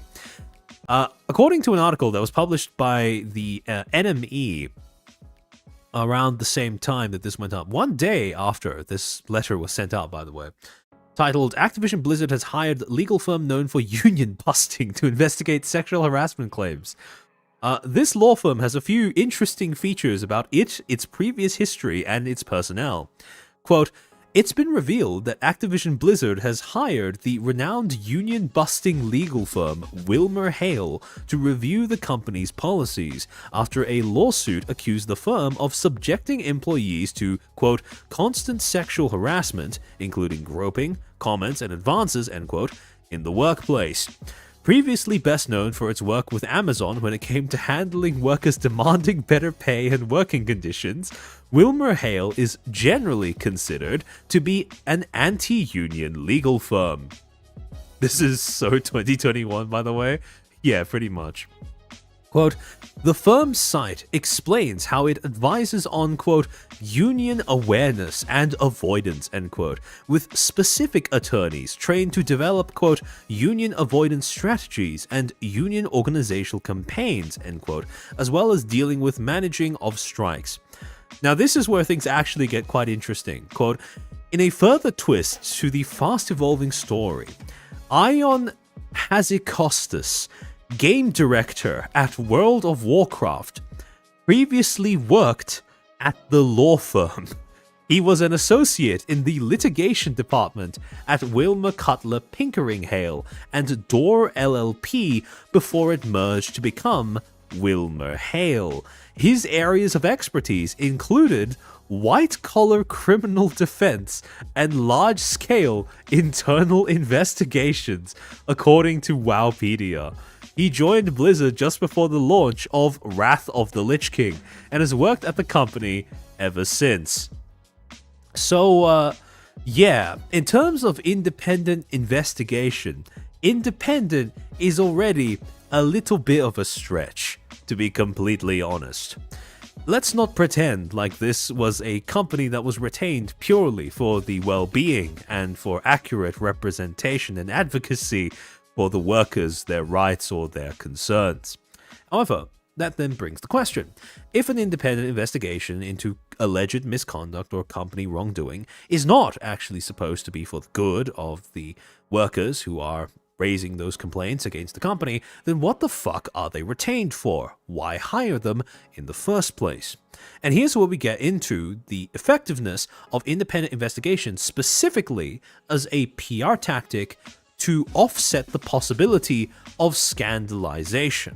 Because more importantly than whatever it is they are supposedly investigating or what they end up finding or not finding over the course of their quote-unquote independent investigations, there are three immediate effects that retaining a independent investigations firm does for the company that retains them that are significant when it comes to trying to essentially delay and or deny a scandalization, an escalation towards scandalization. And those three effects are, number one, they divert attention away from perceived severity to objective severity. Because again, the whole point of an investigation is to try and find something concrete, right? Again, it's not important as to what they actually end up doing in service to that goal, that stated goal. It's just important that they are perceived to be fulfilling it or to be working towards it, right? And again, what that does is it takes attention away in the discussion or the scrutiny surrounding the company and its, supposed claims of misconduct or wrongdoing, away from perceived severity, which is volatile, difficult to control, etc., and refocuses the attention towards objective severity, which is a lot easier to moderate when you are the company that is paying for your investigators. The second thing that it does, and this is the more important thing, is it interrupts that positive feedback loop between increased attention and increased perceived severity. Perceived newsworthiness and perceived severity. Where what independent investigations do is it limits the output of newsworthy information. Save for the initial announcement that a company is placing themselves under investigation, it essentially gives them a pretext to shut down all communications for an extended period of time afterwards. And that is the important part. Oh, Atari, hope you have a nice rest of your day. I hope you end up enjoying the VOD later on. So what that does is, after that initial burst of, newsworthy information, right, where you get all of these reporters coming together to say, oh, look, this company is placing themselves under investigation for XYZ matter or whatever. After that, because you have now placed yourself under investigation, the company has a pretext to say and do nothing, because they're currently in the middle of investigating themselves, right? Or, sorry, being under investigation. And what that does is it throttles the amount of information that people can actually turn into a story. Because there's only so many times that you can present the same, oh, it's been X amount of time since the last update to whatever case is going on, right? Or whatever investigation is going on, before your audience starts to tune out a little bit. And reporters know that. So as a result, companies engage in this kind of game of chess with the people who would normally be talking about possible misconduct and or malpractice allegations, accusations, or proven instances of those things happening, by trying to, essentially starve them out of stuff to talk about. And this is a function, an immediate function of placing yourself under investigation that helps with preventing scandalization. And finally, symbolically, it is a show of compliance and adherence to the norms that you are being accused of violating. The whole act of saying, okay, we're putting ourselves under investigation, this supposedly neutral third party is going to dig into our records, our documents, or whatever, they're going to take a look at us, they're impartial, we are opening ourselves up to scrutiny, etc., etc. The whole point of that is to signal to your audience, we're totally not a heartless company that doesn't give a shit and only cares about profit, right? We care as well, How do you do, fellow people with morality, right? Because again, it's all about showing compliance, a gesture, a symbolic gesture that you are playing along with what is expected of you. And so, what ends up happening is, when you take these three immediate effects of independent investigations, like putting yourself as a company under investigation for allegations of wrongdoing, right? What you begin to understand about the whole practice of companies placing themselves under investigation, right? Hiring independent investigators to look through what they've supposedly done, is that the point of these investigations is not whatever facts are found about the situation or about the company. That isn't the main focus, right? That's not the important part. That's not the reason why investigation firms are hired to do supposedly that job. But the more important thing, the thing that is actually the focus of this, is the fact that, the quality of the investigators or the investigation being seen as fact-finding in terms of purpose, right? Facts found, no one cares about that, or the company doesn't care about that. All the company cares about is that they are being seen as caring about fact-finding. And fundamentally, the firms that are retained in order to investigate these companies are usually only there to act as a form of, essentially a form of corporate credentialism, where you now have somebody who can back you up when you say, oh, look, we were investigated and we didn't, nothing wrong was found over the course of the investigation. Like, that's the important part. And you can actually see how this was being used in the Activision Blizzard case as soon as September of 2021. So just a few months after the lawsuit began and after they placed themselves under, formal independent investigation.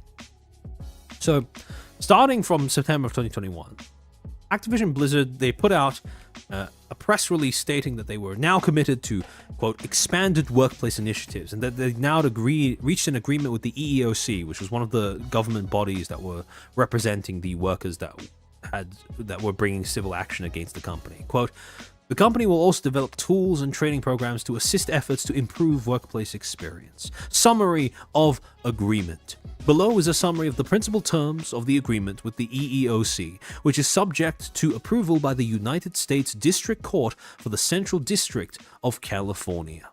Yeah, today, 4 years ago, Quote, creation of an $18 million fund, with any amounts not used for claimants divided between contributions to non-profit organizations whose mission involves advancing women in the video game and tech sectors, or who promote awareness around sexual harassment and gender equality, and further investments in diversity and inclusion efforts at the company that go beyond what we agreed to with the EEOC, or as approved by the EEOC. The company will upgrade policies, practices, and training to prevent and eliminate harassment and discrimination in the workplace, including implementing an expanded performance review system with a new equal opportunity focus. The company will engage a neutral third-party equal employment opportunity consultant, a non-employee who must be approved by the EEOC, who will provide ongoing oversight of the company's compliance with the agreement. This independent consultant's findings will be reported directly to the EEOC and Activision Blizzard's board of directors. And finally, the company will hire an internal EEO coordinator with relevant experience in gender discrimination, harassment, and related retaliation to assist the company and the neutral third-party EEO consultant with implementation of the agreement's requirements. How J. Allen Brack avoided getting his pants sued off is still a mystery. Agreed. So again, you can already see that in September of 2021, they were already starting to push towards a resolution that involved integrating some sort of independent oversight, some allegedly independent form of oversight, that would essentially give a golden stamp to exonerate them from whatever they were being accused of. And finally, in 2023, when both of the settlements were formally decided upon, totaling up to $55 million across both of the settlements that they'd agreed upon with their workers, you can finally see the real function of this investigative body that came in, that were retained by Activision Blizzard in order to, conduct some sort of examination of their practices, their company's internal procedures, and then to say that, yeah, we didn't find anything wrong.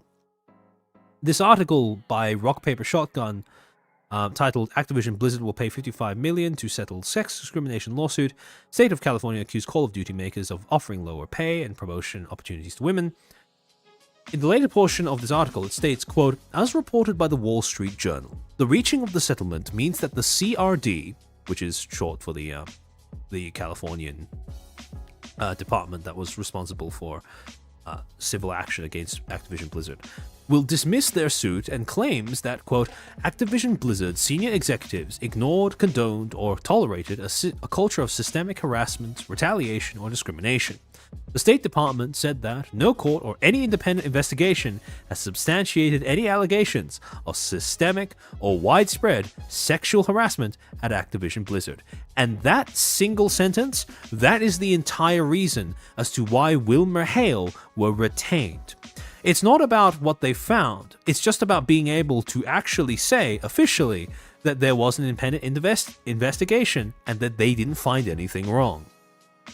And again, one of the more important things about the settlement was that part of the settlement agreement was that now, formally, it would be stated that Activision Blizzard had not been found to have done anything wrong.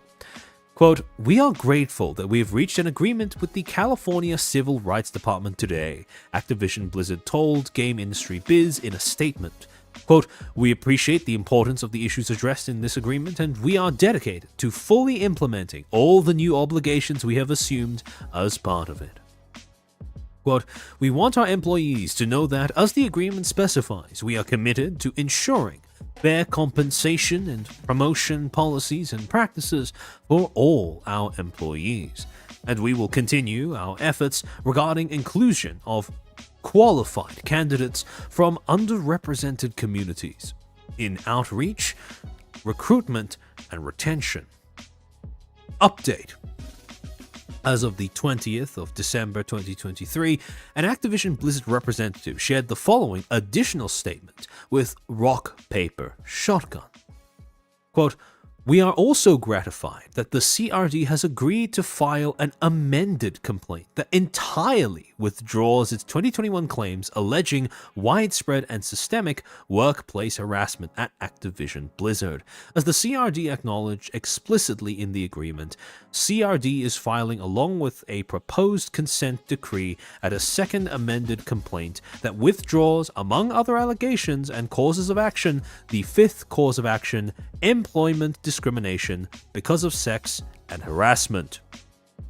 As the CRD also expressly acknowledged in the agreement, quote, no court or independent investigation has substantiated any allegations that there has been systemic or widespread sexual harassment at Activision Blizzard. In addition, the CRD has acknowledged that no court or independent investigation substantiated any allegations that, quote, Activision Blizzard's board of directors, including its chief executive officer, Robert Kotick, acted improperly with regard to the handling of any instances of workplace misconduct. Again, that is exactly the purpose of the independent investigations, because now they're actually able to say that. It's an extra little sticker on their certificate saying that they didn't actually do anything wrong, because no one who looked into it found anything significant. Sorry, give me a second.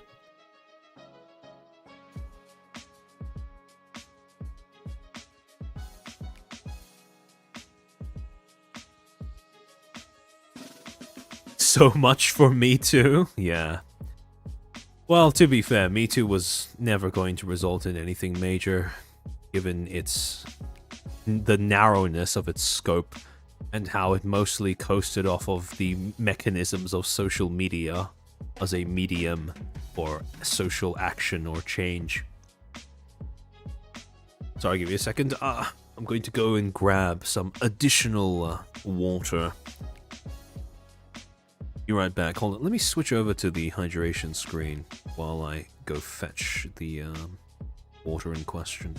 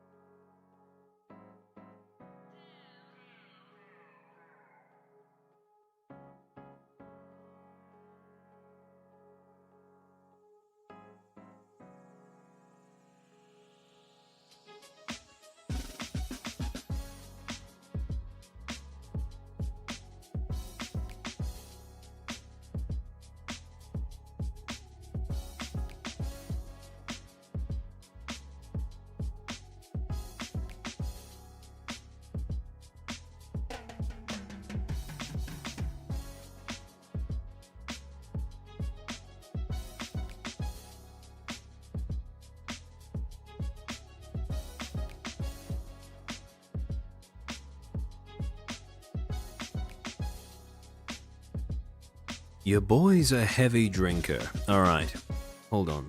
There we go. Okay, so, with all of this in mind, again, the very clear main purpose of the whole independent investigation thing was mostly to provide some validation that they had been cleared of wrongdoing. However, as I alluded to earlier, the second paper that I wanted to sort of highlight to you guys is the one on corporate misconduct and loss of trust. And what this paper does that I found to be quite useful is it provides a broad outline of 6 main categories of wrongdoing that a company is, that, you know, different types of misconduct that a company might be accused of. And these 6 categories that have been identified in this paper include the following: incompetence, dishonesty, acting unfairly, being unreceptive to criticism, bending the law, and acting irresponsibly. Now, the reason why these are relevant is because, depending on what manner of misconduct you are being accused of, that will slightly adjust what you need to do in your messaging in order to counteract any negative sentiment that may arise in response to that accusation or around the accusation directed at your company. And the reason as to why this is so pertinent to the whole putting ourselves under investigation thing that companies like to do when they're being accused of something bad is because the act of putting yourself under investigation is part of what makes it very effective, is that for multiple different reasons, it is an ideal refutation to all 6 of these types of misconduct. Because when you put yourself under independent investigations, in order to remedy the accusation of incompetence, it allows your company to outsource responsibility to a supposedly more capable investigator. So you kind of make up for whatever, incompetence you're being accused of there, right? You put yourself in the hands of a group of people, another company, a firm or whatever, that is deemed to be more capable than you. When it comes to dishonesty, acting unfairly, and being unreceptive to criticism, the way that independent investigations allow you as a company to sort of sidestep that accusation is that the act of placing yourself under investigation by a supposedly neutral third party is that it invites, ostensibly, impartial judgment from an external third party. It signals a kind of, as close as a corporation can get to humility, because you're willing to subject yourself to judgment by, again, someone who isn't employed by you, someone who's not on the inside. Supposedly, right? And also when it comes to acting unfairly or being dishonest, you subjecting yourself to impartial judgment is a significant way in which you can push back against that accusation. Then you have bending the law and acting irresponsibly. And again, those 2 accusations of misconduct, those 2 categories of misconduct, are effectively refuted by making a show of compliance with and or surrender to the legal/civil process. Now, across all 3 of these traits that independent investigations have when it comes to optics, right? The 3 things that they do optically for your company or whatever company chooses to employ this as a PR tactic. Effectively, across all 3 of them, you cover all 6 of the different types of misconduct that you can be accused of as a company. And again, to apply this is why independent investigations are a very common PR tactic when a company is just, they're backed into a corner and all they can do is press the big red button, right? This is usually a sort of last resort that isn't aimed at actually fixing anything, but a last resort more at trying to get their audience to ignore anything that might be going wrong on the inside. And to finally bring it to the main subject of the stream, there are 2 instances where Nijisanji, in recent past, has had to deal with an allegation, a serious allegation of internal misconduct happening either in their company or in close proximity to their company. And the interesting thing to me is that in both of these cases, Nijisanji has responded in quite significantly different ways, depending on a number of factors. So the 2 instances that I want to focus on was, one, the whole Yab scandal that they had in around September, late August of last year, 2024. And the second being, of course, the Aster Arcadia harassment allegations. Conveniently, I yoinked Mujin's thumbnails for both of these because he's made videos on both, multiple videos on the Aster thing, if I remember correctly. And I find his thumbnails to be a pretty concise visual representation of the problem, the situation in question. I like the simplicity of his designs. And the other thing, though, the thing that makes the way that Niji handled these 2 controversies, respectively, quite interesting is the differences in how they responded to it in terms of their public messaging, in terms of what they said they were going to do, how they talked about it, how they disclosed it to their audiences. In those differences between their approaches towards these 2 respective controversies, you can very obviously see it reflects how Nijisanji is basically 2 completely different companies at this point when it comes to looking at the differences between how they do things on the JP side versus how they do things on the EN side. And when you just look at the companies and try to make an assessment as to their traits and features, right? Just a preliminary assessment of those two things. When you look at Nijisanji JP, that is a company that has both high amounts of reputability and high amounts of celebrity. And you can see that in the way that Nijisanji JP chose to address the Yab scandal. However, with Nijisanji EN, it's kind of the opposite, where this is a company that has pretty much no reputability left after 2024, and it has a high degree, not of celebrity, but infamy.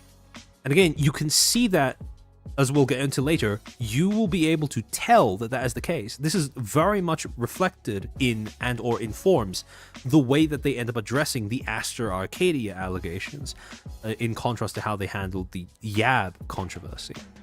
So starting off with the Yab controversy, just to give you guys a bit of a refresher as to how that went down. On August 30th, 2024, infamous Japanese drama tuber Kore Kore took to Twitter with a post announcing the following, quote, "We will report violations committed by those involved with the VTuber agency Nijisanji. The damage mainly involved secretly recording the VTubers, who operate while hiding their faces while they are at work and disseminating the footage to third parties. He also sends her messages making fun of her appearance. The mere existence of people like this in the industry will only increase the number of victims, and since the VTuber herself is unaware that she is being secretly filmed at the whistleblower's request, the footage will be made public on a live broadcast at 10:30 p.m. on Sunday, September 1st. And this tweet ended up accumulating more than 25 million views. This exploded, and this was a massive deal at the time because, again, Nijisanji is a very important, major, big company over on the JP side of the industry. And this post very much made it sound like that it was a member of Nijisanji's staff or, some sort of internal employee that was responsible for engaging in an act this egregious when it came to violating the privacy of the VTubers in question. Then, fast forward to the next day, September 1st, Kore Kore would end up going live, a stream going through the various bits of evidence that he had in order to back up this allegation, because it was a very serious allegation. And this was a live stream that ended up accumulating 2 million views. Now, for a live stream, that is an insane amount of exposure. Even if you were just talking about a normal YouTube video, 2 million, anything above 1 million is massive. But if you're talking about a live stream VOD, this is a crazy amount of viewership. So already, this was something that was spreading exponentially over on the JP side of the industry. And it was in this live stream where he revealed that no, it was not a member of Nijisanji's staff that was responsible for this behavior, but a contracted music producer / mixer called Yab. Now, as you can probably tell, that messes with the SEO of this quite a bit. But again, this guy's, pretty well known, very famous. He's worked with multiple different VTubers and VTuber agencies, not just Nijisanji. But over the course of this stream, what Kore Kore would also end up doing is posting various screenshots from the conversation, supposedly, that Yab had been having with other people, the so-called third parties, in which he shared these photos, videos, recordings of the VTubers that showed their IRL faces. And the contents of these messages was something that added, again, to the severity of the situation. Hello, Lopez. Welcome to the stream. Because it wasn't just a simple matter of, the guy sharing around pictures of VTubers' faces. He was also engaging in, he made derisive remarks about them, derisive sexual remarks about them. And on top of that, he also boasted about spiking the drinks of some of the creators that ended up working with him with an aphrodisiac that is outlawed in Japan because of being deemed unsafe for general consumption. Now, when you put all of these together, this is a colossal security failure, obviously, and this was a very egregious act of misconduct. And this was now, at least, mostly substantiated by the provisions of receipts, actually showing the conversations, the photos, the messages that were being sent from Yab to the recipients of whoever he was talking to. Now, almost immediately, this warranted a response, right? So Yab Entertainment, which is basically the firm, the company that manages Yab, that, well, oversees his activities, etc., released a statement pretty much immediately addressing the allegation. Quote, recently our company representative, that representative being Yab himself, has been accused of making statements and taking actions that violate compliance standards. We would like to offer our sincere and deepest apologies to all those involved in the matter, and for the inconvenience and displeasure this has caused to so many people. We are currently working with the police and lawyers to confirm the facts and conduct a detailed investigation.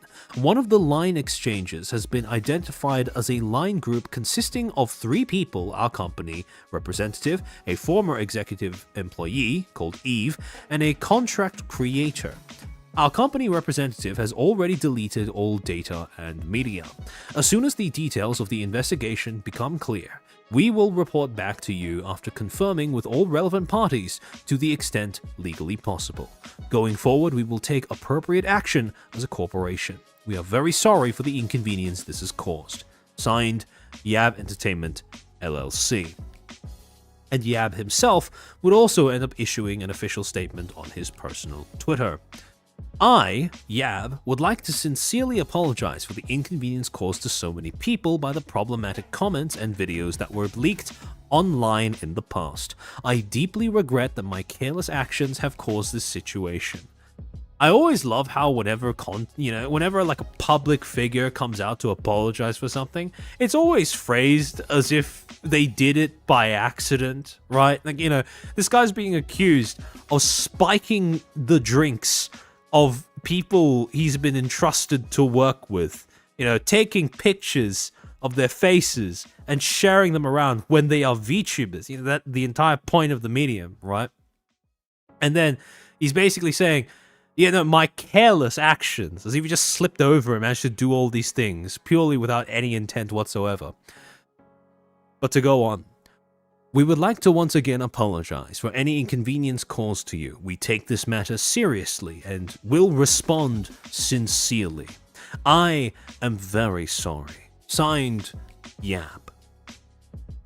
And, well, at this particular point in time, right, you had in this entire situation, when you assess it in terms of objective severity versus perceived severity, you can make the argument that at this point, right, it was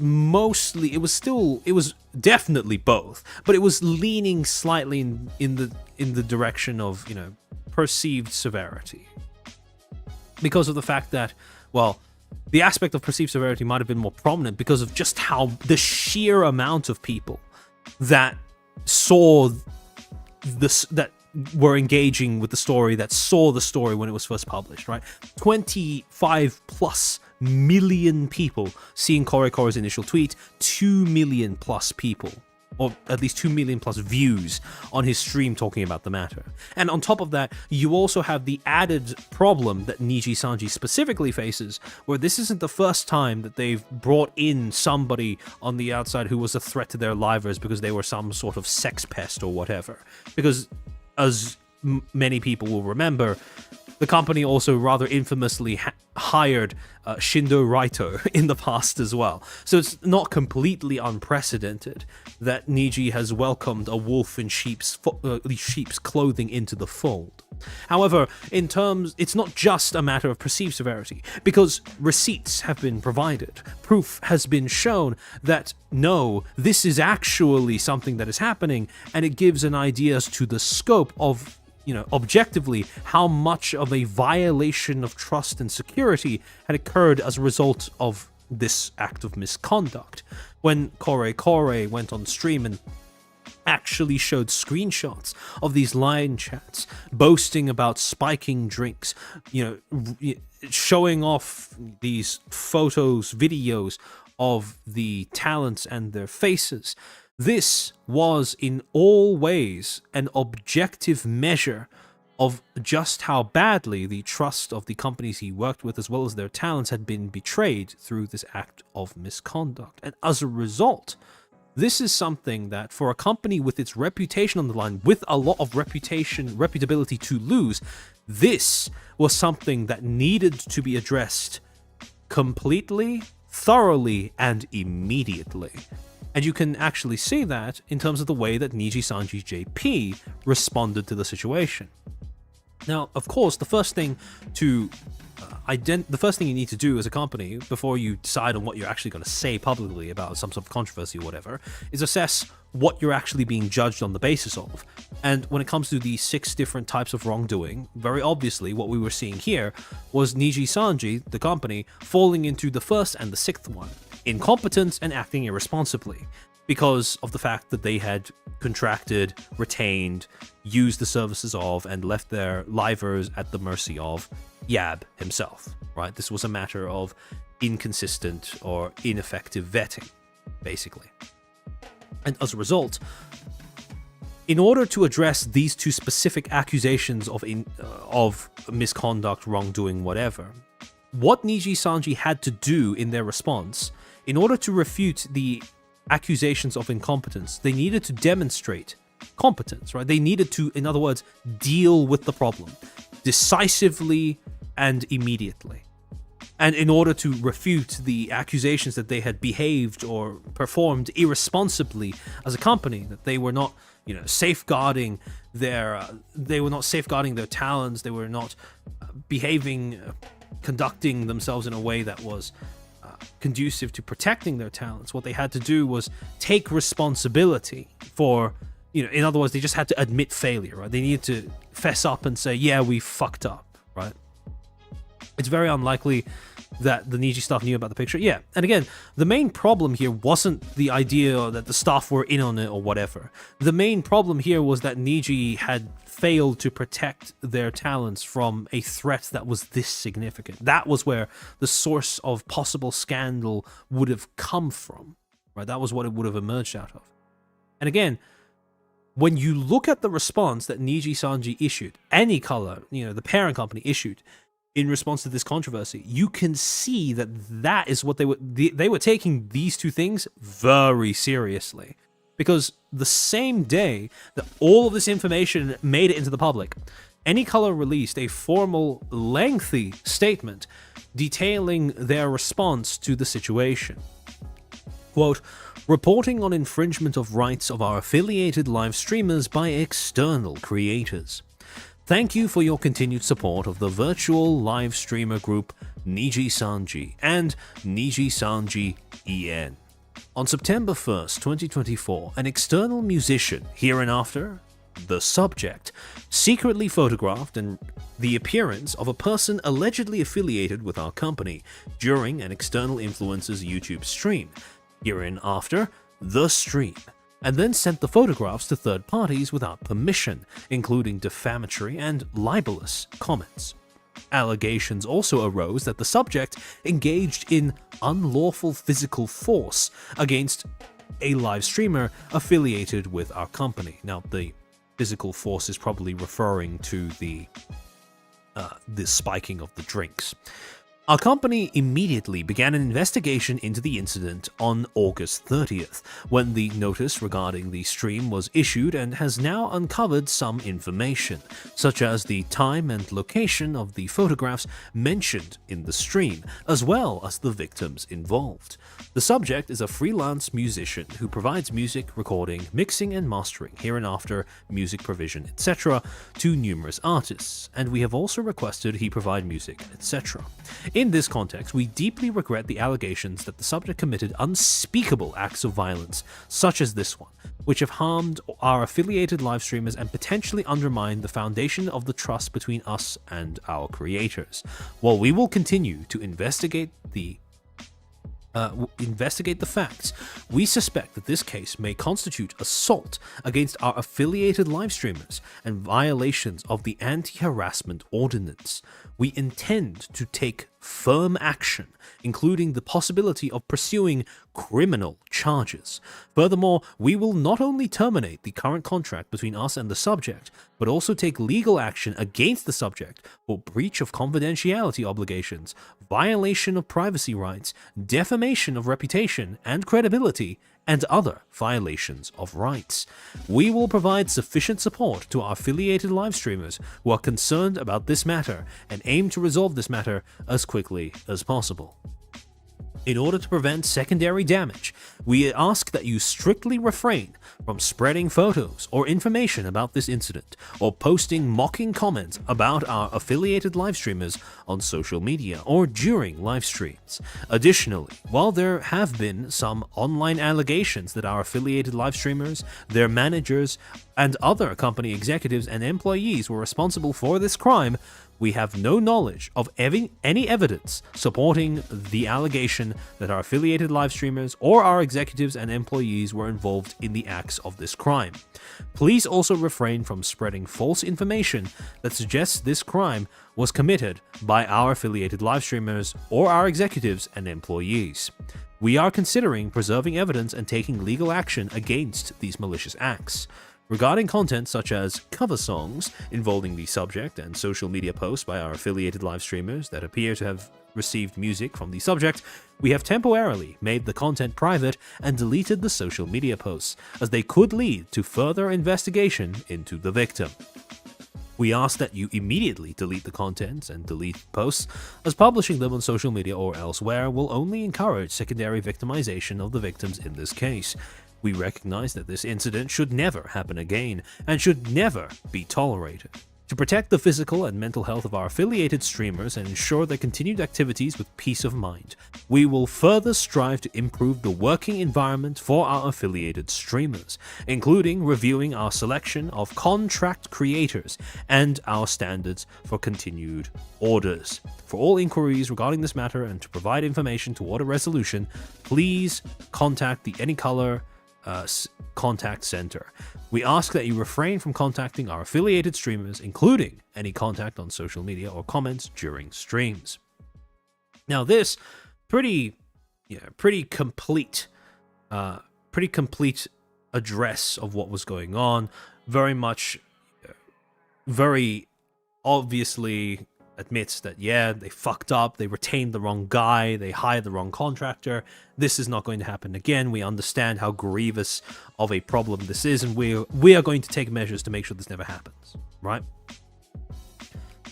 However, that wasn't all to this statement, because like I said before, the way that a company with high reputability needs to refute an objective assessment of the severity of misconduct is providing an extensive, detailed response. They need to provide they need to give the impression that they are taking this seriously on an informational level, as well as, an emotional level.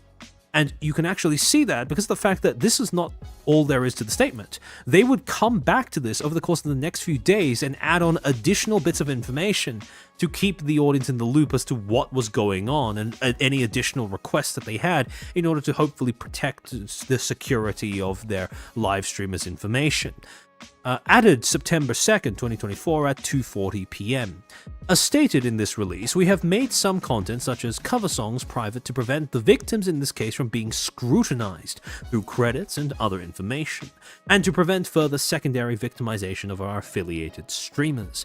We would like to reiterate that this is not a statement of intent that we will not tolerate content produced by outside musicians. These contents themselves are not criminal, and we recognize their importance to our affiliated live streamers and fans, and we are considering our future response. We also ask that you refrain from posting anything that could lead to scrutiny of the victims in this case, and delete any posts you have already made. And then, finally, update September 5th, 2024 at 5:35 p.m. As of September 5th, 2024, we have already begun direct conversations and interviews with the subject of this case and those around them. We have also received information regarding this case and related events via our inquiry form. We sincerely thank everyone for their cooperation. Meanwhile, despite our repeated requests in recent releases and announcements to help prevent secondary damage and to avoid and stop spreading unfounded false information, these social media posts, including videos and live streams, are still appearing. If we discover that the details of the damage in this case, what the victims can infer, or new information about the damage has been made public online through social media posts, whether through text, video, broadcast, or other means, we will assume that there is an intention to secondarily harm the victims and will take firm action. We would also like to add that we have already confirmed several cases in which the information about this case has been shared between individuals or within groups using social media such as Discord and Line. We will also take the same firm stance as above regarding any behavior on these non-public social media services. Our company is responding to this matter with a firm stance of not tolerating any further acts of harm against the victim. We would like to ask that you please not use social media or other means to provide information, but instead contact the Anycolor Inc. Inquiry Desk individually. Hello, Oli, welcome to the stream. And so, all in all, this is a pretty solid company statement. Takes a firm stance, admits to wrongdoing, and makes a commitment to actually trying to fix the problem. And when it came to this particular problem, it would indeed appear to have been fixed. Because fast forward to September 22nd, just over 2 weeks, and Yab Entertainment would end up releasing a follow-up statement onto their Twitter account. Quote, "Report. Once again, we would like to sincerely apologize to our company representative, Yab, Toshiko Yabunaka, for the inconvenience caused. We are currently continuing to verify the facts and take appropriate action under the guidelines of our legal counsel and police. We are also continuing to communicate with all parties involved through our legal counsel. We will only report on what we can share with you. 1. Time series, or I assume this translates more directly to timeline. After verifying the facts, we have discovered that the line exchange in question occurred before our company was founded. Furthermore, we would like to inform you that our managing partner, Mani Shinjiro Sakamoto, was working as a sole proprietor at the time and was not in a position to know about this incident and therefore unrelated to it. Furthermore, after investigating line history and other information, we have confirmed that false reports have been published. We will continue to consider our future response regarding the false reports, taking into consideration all parties involved and in consultation with our lawyers. 2. The deletion of data and media by our company representative. In a previous announcement, we stated that our company representative has already erased all data and media. But this was not clear enough and caused misunderstanding, so we would like to make a correction. Line chat history remains, but media data, including image data, can only be viewed as thumbnails due to the expiration date of the line specifications. In addition, our company representative has previously deleted media data, including image data, due to capacity issues, and has also changed the model of his smartphone, making it difficult to restore past data. We apologize for any misunderstanding caused by our previous statement, that everything has already been deleted. We have also explained the circumstances surrounding this to all parties involved, and would like to reiterate that our company representative did not delete any data or media after this issue occurred with the intention of destroying evidence. 3. Our future plans. Since all of this has been resolved, our representative, Yab, will resign from his position as representative and executive partner of our company. Regarding our future activities, we will consider the situation in light of the situation, taking into consideration all parties involved and in consultation with our lawyers. Furthermore, we have spoken to our affiliated live streamers and have decided to terminate their contracts with our company. 4. Regarding nuisances at our company location.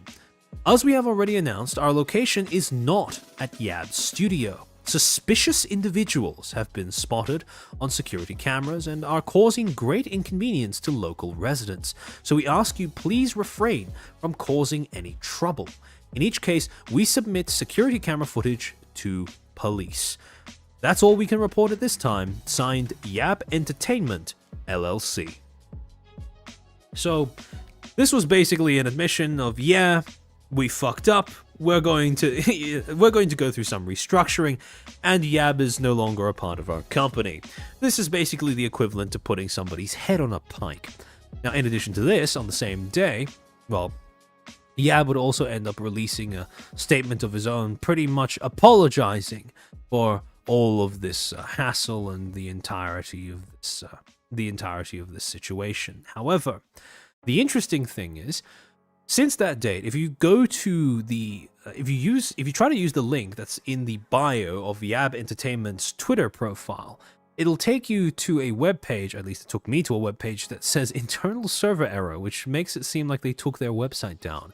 And also, if you try to go to Yab's Twitter profile, he has all of his branding removed, and the last post that he has made was his apology, his statement on September 2nd about the situation.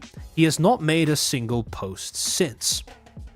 So, when it comes to this particular situation, now, I'm not going to pretend like Nijisanji was the sole reason as to why the company seems to have gone quiet and Yab seems to have fallen off the face of the earth, but I don't think it's unfair to say that Nijisanji would have likely been a major reason as to why, well, both of these entities have seemingly disappeared. And so, at the end of this entire situation, what you can see is that although there was a case to be made that in this particular scandal, in this particular instance of controversy, Nijisanji was guilty of a degree of incompetence or irresponsibility regarding how they vetted their contractors and how they subjected their talents to possible exposure to an individual of this nature, an unsavory individual of this nature. Their response has both demonstrated competence in the sense that the threat has now been removed. Yab is not active, and neither is his company, apparently. And also, they've also managed to demonstrate that they've taken responsibility, as they did in their initial response, where they outright said, yeah, we fucked up, we hired the wrong guy, we're going to do something about this. So this, although it was very severe, although it was a very major controversy in terms of, well, how it was received, especially on the JP side of the VTubing industry, it doesn't seem to have had that much of a lasting effect on Nijisanji's image, because I don't think it managed to complete the full transition into going from mere controversy to being outright and lasting scandal. And again, you can see in the way that Nijisanji responded to this, and how clear, how detailed it was, how much of an effort that they put into this, that this was very characteristic of a company that had a lot to lose, right? This was a company that was banking on its reputation and celebrity and wanted to protect both, and they acted accordingly in terms of how they responded to this controversy. The same, however, cannot be said for how Nijisanji EN handled the Aster controversy. And again, to give you guys a little bit of a refresher as to how this went down, how this began, we need to go all the way back to February 7th of 2024. This was, sort of smack bang in the middle of the Selengate thing. This was in the early stages, right? This was when we were all young and naive and thought it couldn't possibly get worse than them putting out 3 pages of gobbledygook about, how evil Selen was. However, in the middle of this entire thing, Raziel Warmonic, ex-moderator for Luca Kanashiro, would take to Twitter to say, quote, "Not to add fuel to the fire, but since I was close to a member in Nijisanji for a long time, this member presumably being Luca, I absolutely am not surprised that it's starting to crumble. I was vented to about a male VTuber from Illuna, sorry, can't remember which, this was a voice combo from over a year ago, that was harassing and guilt-tripping new girls to the point that other members would go quiet or exclude them from their VCs. Yet, management apparently did nothing, and the members themselves had to self-regulate." Now, Later on the same day, she would then follow up with an additional tweet identifying the member of Illuna as, quote, I just got confirmation from another individual that it was Aster. I will not name who told me this. No more witch hunts. And again, this specified exactly who it was that, was being accused of this. Now, on the same, one day later, a Discord conversation, would be leaked to 4chan that supposedly showed a conversation between Aster Arcadia and Scarlet Unaguni. So basically one of his gen mates from Illuna. And in this conversation, well, it's a bit of a rough read. Aster starts off with, the Bible 2 saying, explain, why are you even hurt? I said that whenever you're in VC, okay? The attention is then shifted to whoever joins. Same process happens when the same question is said, how was your guy's day? Someone answers before me and the attention is set on them. Conversation keeps going. I don't want to interrupt. You tell me I'm too silent. Would you rather me constantly make random noises or cut people off to say something? If you're hurt that I told you, you'll probably forget this. I mean, am I wrong? You told me you forgot what was even said last night. What's definitely not making me feel any more better is the sheer fact you purposefully are ignoring me because you don't know what to say. And in response to this, Scarlet supposedly says, Aster, I'm sorry, I'm just overwhelmed by everything. I'm sorry I hurt you. I'm sorry I forget everything. I'm just overwhelmed by the messages. I don't know what to say to you. That's why I don't respond right away. I'm not ignoring you. I just don't know what to say. I'm sorry. The infamous sigh. Look, my intention wasn't even to hurt you. Why? And then he gets cut off before... on the next screenshot, continuing to say, my intention was not to, my intention is to let you know what has been bothering me, which is the whole VC issue, and convo, attention centering, and the fact that when I'm mid-sentence, I get cut off because someone joins the topic, then the topic is completely forgotten. But if even this is too much for you, then I'll keep my distance in terms of personal feelings. Ask me how my day was or what I'm doing, how I'm feeling, etc. I'll keep it short and sweet, then not elaborate any further. I'll just keep to myself. Sigh. Less sigh. And then Scarlet says, I understand. I'm sorry. I wish I knew how to act better in the VC to make sure you felt included. I care about you and I still want you to tell me things. Heart emoji. And then Aster responds by saying, I mean, that's it? Am I supposed to be like, oh, no problem, and just go about my day? I want you to legitimately understand how I'm feeling, and me hoping for some form of change, but it's... sorry, let me just enlarge in this, because this is quite low quality. But it's not the case that I shouldn't have even said anything in the first place. Maybe I should just treat all of this as a job and not connect with anyone, because why bother, right? Am I not going to get a response to this? So now I'm being ignored for saying how I feel, etc., etc., etc. And you guys all know how this goes on, right? Everyone's had a conversation like this at some point. And so, when this leaked on 4chan, it's, this is gonna raise some eyebrows, but then again, it's 4chan, and it's fucking Discord. It's very easy to fake logs, and so, for the most part, people didn't really pay this too much mind. Oh, Kazoo, thank you for the 10 gifted memberships. Welcome to the 10 new Footstools. I hope you enjoy those emotes. So at this particular point, right, since this was just 4chan, people didn't really take this too seriously. That is until, on the same day, both Aster and Scarlet posted at exactly the same time a tweet that featured a purple and red heart, two hearts, one purple, one red, right next to one another. And they also had a collab together, a pet tier list that was not on either of their schedules for the week. So already a few people were beginning to look twice at the screenshots that had been leaked onto 4chan with maybe a little bit more credence, right?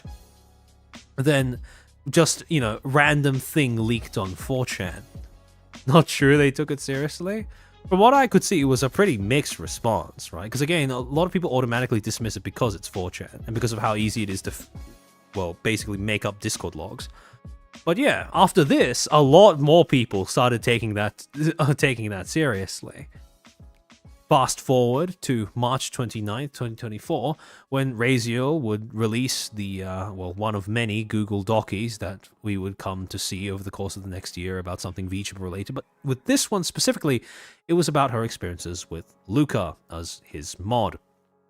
And this was, of course, talked about ad nauseum, ad infinitum, because of how scandalous the whole thing was. One of Nijisanji's biggest talents, jerking off in VR chat with one of his mods, etc., etc. But one of the bits of the document that ended up grabbing quite a bit of attention was a section on page 55 titled Allegations. Quote, Aster Arcadia harassing other co-workers. I can confirm that Luca said that multiple girls were coming to him about the issue since management wouldn't do anything, and he discussed it with both Elira and I. I personally told him to gather as much evidence as possible and bring it to management, since it shouldn't be Luca and Elira's job to regulate this issue. To my understanding, nothing was done about it, and it includes a screenshot from a liver that contacted Raio saying, to help you with clarity, I remember that incident, it was Aster. And Raio herself adds an additional line of commentary underneath the screenshot saying, another Nijisanji liver, so not Luca, confirmed by DM that Aster's allegations after this have been made public. However, again, this would be the last that we would hear about Aster's, alleged behavior behind the scenes for quite some time. A lot of people were already beginning to meme Psy in that leaked conversation with Scarlet. However, at this particular point in time, it was largely overshadowed by the whole Luca controversy, as it happened with Raziel, as well as the other things that ended up happening over the course of 2024. However, fast forward by 8 months, just under 9, to November 21st, 2024, when Salvi the Blue Squirrel would publish a video titled Nijisanji Worst Company, Evil Secrets, Maker 5 Graduation Idol Corp Bans AI. And in this video, Salvi would go on to show screenshots that had been provided to him allegedly by someone affiliated with a Nijisanji liver, and this supposedly showed the liver in question discussing Aster's behavior, or very specific disturbing particulars of Aster's behavior. And these screenshots included a Discord conversation that had taken place sometime around mid-November, where the blue is the content, blue is the affiliate, the person close to the liver who I would assume screenshotted these and sent them over to Salvi, and yellow is the liver in question.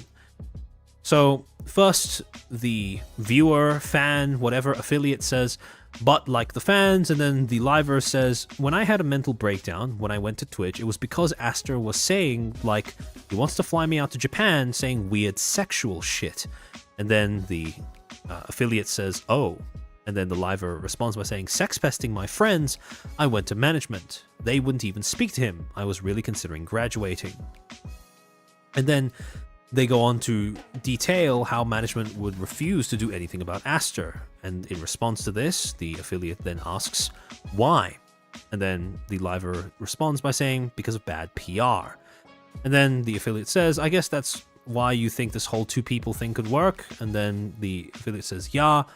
And then the fan or affiliate says, I hope this works out for your sake. And then the liver says, I don't really care either way. I don't really want to leave, but... And then to go on to the next stage. on the same day, right? So again, pretty serious. This is more specific, right? Basically Aster saying to his co-workers, I'll fly you out to Japan, and a bunch of other weird sexual suggestive stuff. Now, this is understandable as to why it would be, this is not something you'd say to a co-worker, right? This is something you wouldn't even say to a friend, right? Definitely not to somebody you don't know, let alone someone who shares a workplace with you. However, around the same time, the following screenshots of a conversation, again, between someone supposedly close to a liver and the liver themselves, would also be posted onto 4chan, with the emoji with sunglasses being the fan who's talking about this, and I think that's a photo of a seal representing the liver themselves. And it would show in this conversation the fan saying, "I'm just happy you have a friend in Shu. Like, having someone you trust is important." And she's been, oh no, sorry, not Shu, sorry, she. And she's been through, so this is another creator, I would assume, and she's been through similar problems as you have. Not to be weird, but when you told me, I looked up who it was and like instantly saw his face. Just annoyed me more. And the liver says, "Yeah, that's why I blocked him." And the fan says, "Like, I don't know where someone gets off acting like that, especially since you were only there for like, what, a month? Fucking creep, man. Probably doesn't understand jokes or something, or maybe he's just really weird." And the liver says, "No, he's just a manipulative weirdo." And then the fan goes on to respond by saying, "It just surprised me because I expected him to be different, I guess." The next screenshot then details a discussion around the fan supposedly sharing the contents of their prior conversations to what I can only assume to be multiple content creators, one of whom obviously being Salvi, but another one being false. So presumably the liver in question asks what was his YouTube, as in, who did you send the screenshots to? And then the fan, now nicknamed Idiot, says, "Gotta look, I don't really know him," and then links to False's YouTube. He was the first person that popped up. And then the liver says, "Yeah, you're fucked." And then the fan says, "No way, how? Question mark, question mark, question mark." And then the liver says, "High chance of her death." Whoever her is referring to, presumably one of the livers. And then the fan says, "No fucking way." And then the liver says, "You chose the biggest grifter possible." And then the fan says, "Grifter? Question mark, question mark, question mark." And then another screenshot was the initial message that the fan sent to False, detailing, containing these screenshots, etc., etc. And this message, quite lengthy, says, "Hey, I appreciate you telling Twisty about the emails." And in this message, it was revealed that the liver in question was Twisty. About the emails, because I honestly forgot about them and don't have access to it since it was just a burner email. She deserves to know the whole story, even if she ended up confirming that all these screenshots really were her in the process. I don't appreciate you claiming I felt like I wanted you to make an expose when I literally said the opposite, but I don't blame you for feeling that way considering all the evidence I gave you. Anyway, the reason I'm contacting you this time is to let you know the last few messages I sent were on her behalf and not entirely how I felt. This is, now as we'll come to learn later, this guy sent False and presumably Salvi all of this stuff without Twisty first giving him the go-ahead. So she really picked the wrong person to open up to, and it is going to become somewhat of a recurring theme later on as well. However, to go back to this message, at this point, I really could not care less about any of this. Do whatever you want with the evidence. She claimed you were a grifter, and to be honest, I don't know the first thing about you, so maybe she's right. Like, I just can't, just from a rational standpoint, if you are a fan of somebody, right, you're a genuine fan of somebody, let's assume that you are enough of a fan, enough of a super fan, to be part of their inner circle, someone that the creator feels comfortable DMing and opening up to about private matters relating to their corpo job.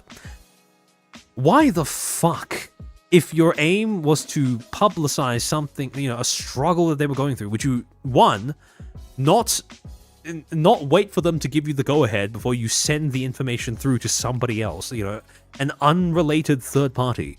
But 2, not do even the barest amount of research to familiarize yourself with the third party that you're forwarding the information to.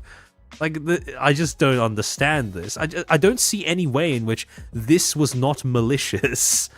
I don't see any way in which this fan sent this through and didn't do it with the express intention of trying to screw Twisty over. But to go on, my point is, you do what you want with what I've given you. Delete it, save it, use it. I am just so tired of all this. We won't be communicating again, but I'd like to thank you for even listening in the first place. Good luck with your career and everything, genuinely.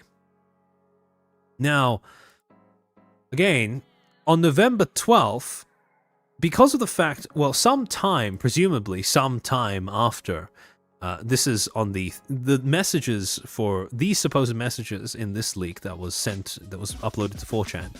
These were dated the 30th of August. The 30th of October. Now, presumably, what ended up happening was after Twisty was informed by this fan that he'd sent the logs over to False, Twisty herself ended up reaching out to False with this message on November 12th saying, "Hey, thanks for accepting my request. This fan told me he sent you some things and I was wondering if you'd be able to have a call with me," to which False responds by saying, "Sure, not a problem. What time works for you?" Now, at this particular point in time, all we had to go off of were a few 4chan screenshots, supposed screenshots of a conversation that had been uploaded onto 4chan, and one video made by Salvi about the situation.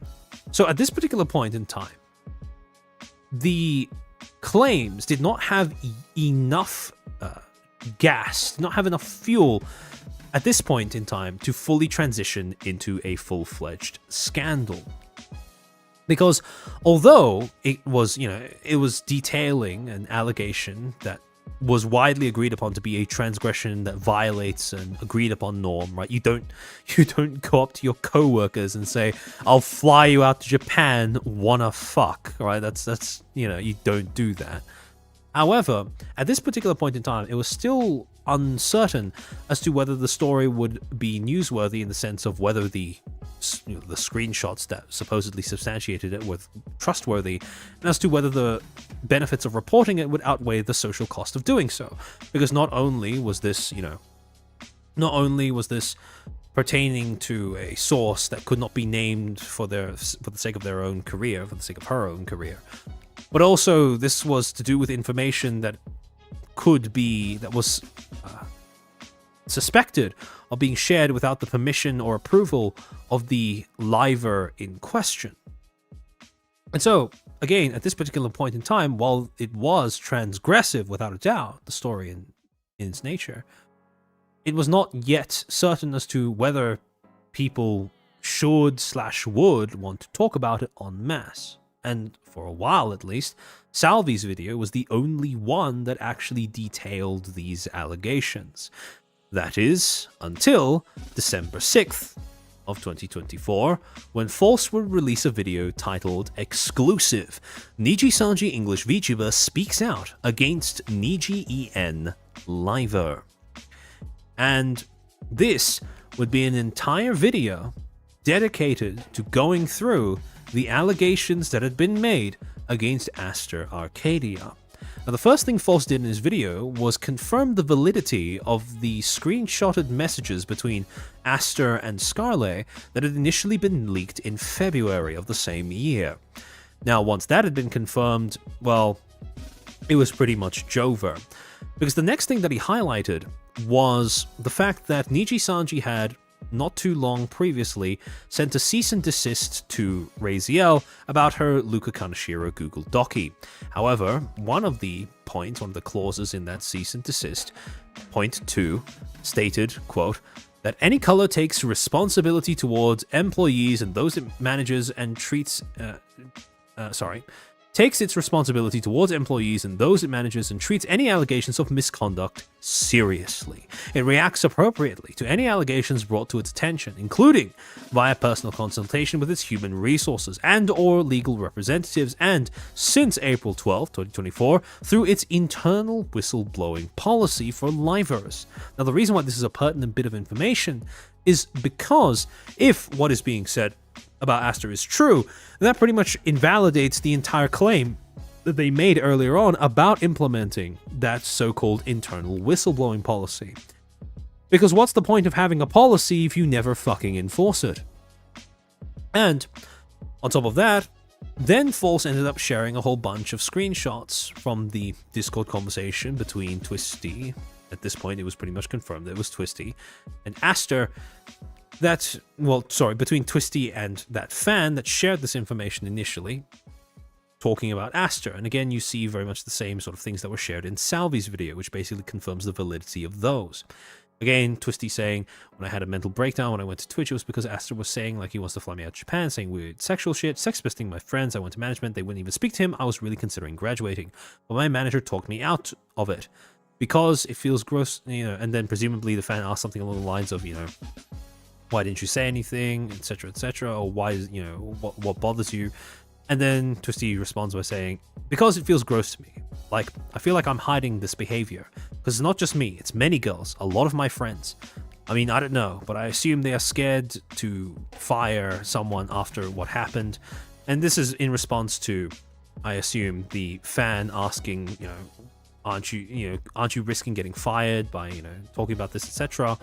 And Twisty's presumably saying that for some reason Niji is holding off on firing her or whatever, they're keeping her suspended. And she's saying they are scared to fire talents after what happened, presumably being Selengate. And then finally, the fan, as shown in Salvi's screenshots, asks, why does management do nothing about this? And then Twisty responds by saying, because they don't want the bad PR. And with this, now we have the ability to assess this as a burgeoning scandal on the basis of objective severity versus perceived severity. Now, at this particular stage in time, if we were just talking about Salvi's video, it would be mostly perceived severity. However, with False's video basically confirming that the liver themselves had reached out to him and provided him with screenshots that validated what was shown in Salvi's video, now we had begun to veer more in terms of objective severity. Because even though this is, even though you could still dispute the legitimacy of the allegations against Aster, the fact that these are conversations that are happening within Nijisanji EN was now something that was being corroborated by multiple sources at once. So it goes from just being, alleged and perceived to being something a little bit more concrete than that.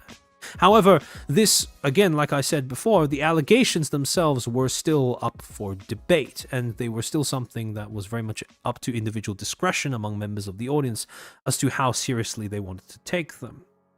That is until Nijisanji themselves basically ended up confirming how seriously these allegations should be taken by formally addressing the allegations against Aster 2 days later via their official Twitter account with the following statement.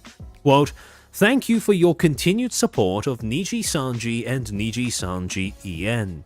Regarding the recent controversy, Anycolor has determined the following course of action.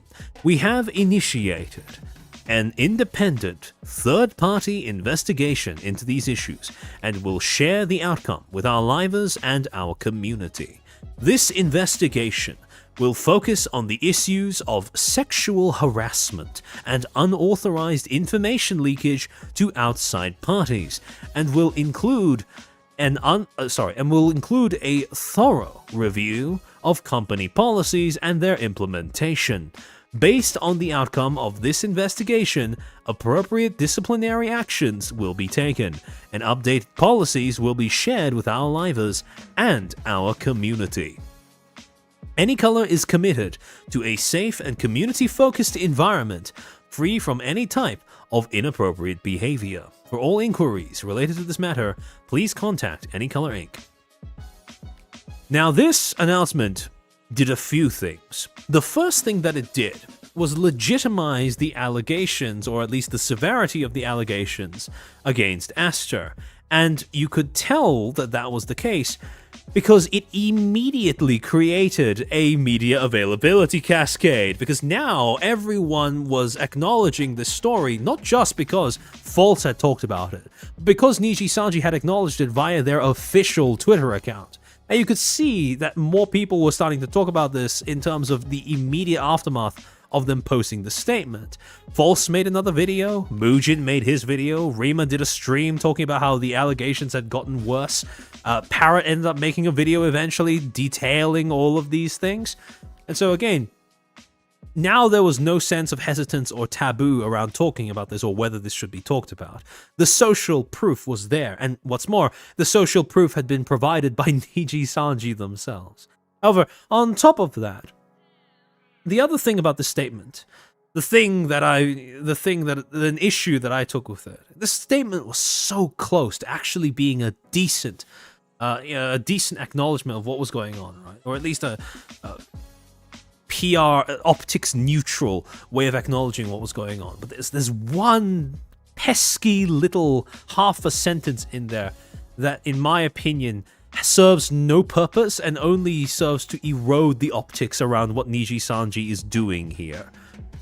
Can anyone spot what that one little phrase is? The one phrase that I would remove from this statement in order to make it a lot more, shall we say, effective at least appearing like they care about what's going on? Sorry, give me a second.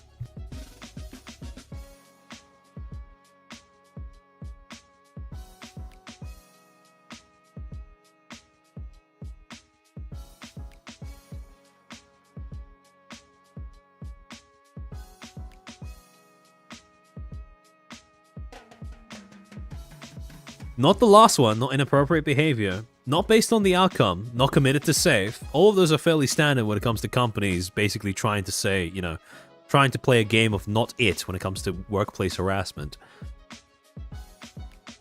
There we go. Yeah, Simple Time and McHale, exactly. That little bit where they'd say that they're not only going to focus on sexual harassment, but they're also going to focus on unauthorized information leakage to the outside parties, and that they will be taking action against both of those things. Yeah, in Aria, basically. Oh yeah, welcome to the stream, by the way. The part where they say they want to silence the whistleblower. Exactly. Because that sentence serves literally zero purpose. And this is something that I tweeted about at the time, but the main reason as to why you would never want to include that specific little bit into a statement about investigating sexual harassment allegations, especially sexual harassment allegations where the person who has been whistleblowing has said on record specifically that they have been ignored by their internal systems, that the whistleblowing policy is not actually being enacted, not actually being followed up on since April when it was implemented, supposedly, is this, right? Regardless of what outcome occurs as a result of the quote-unquote independent third-party investigation now, that effectively acts as a retroactive PR tax, because there are only 4 possible outcomes of this entire situation, right? Outcome number 1. Aster is found innocent and nothing happens. The public goes back to indifference and apathy, and Nijisanji's declaration about investigating leaks is completely redundant.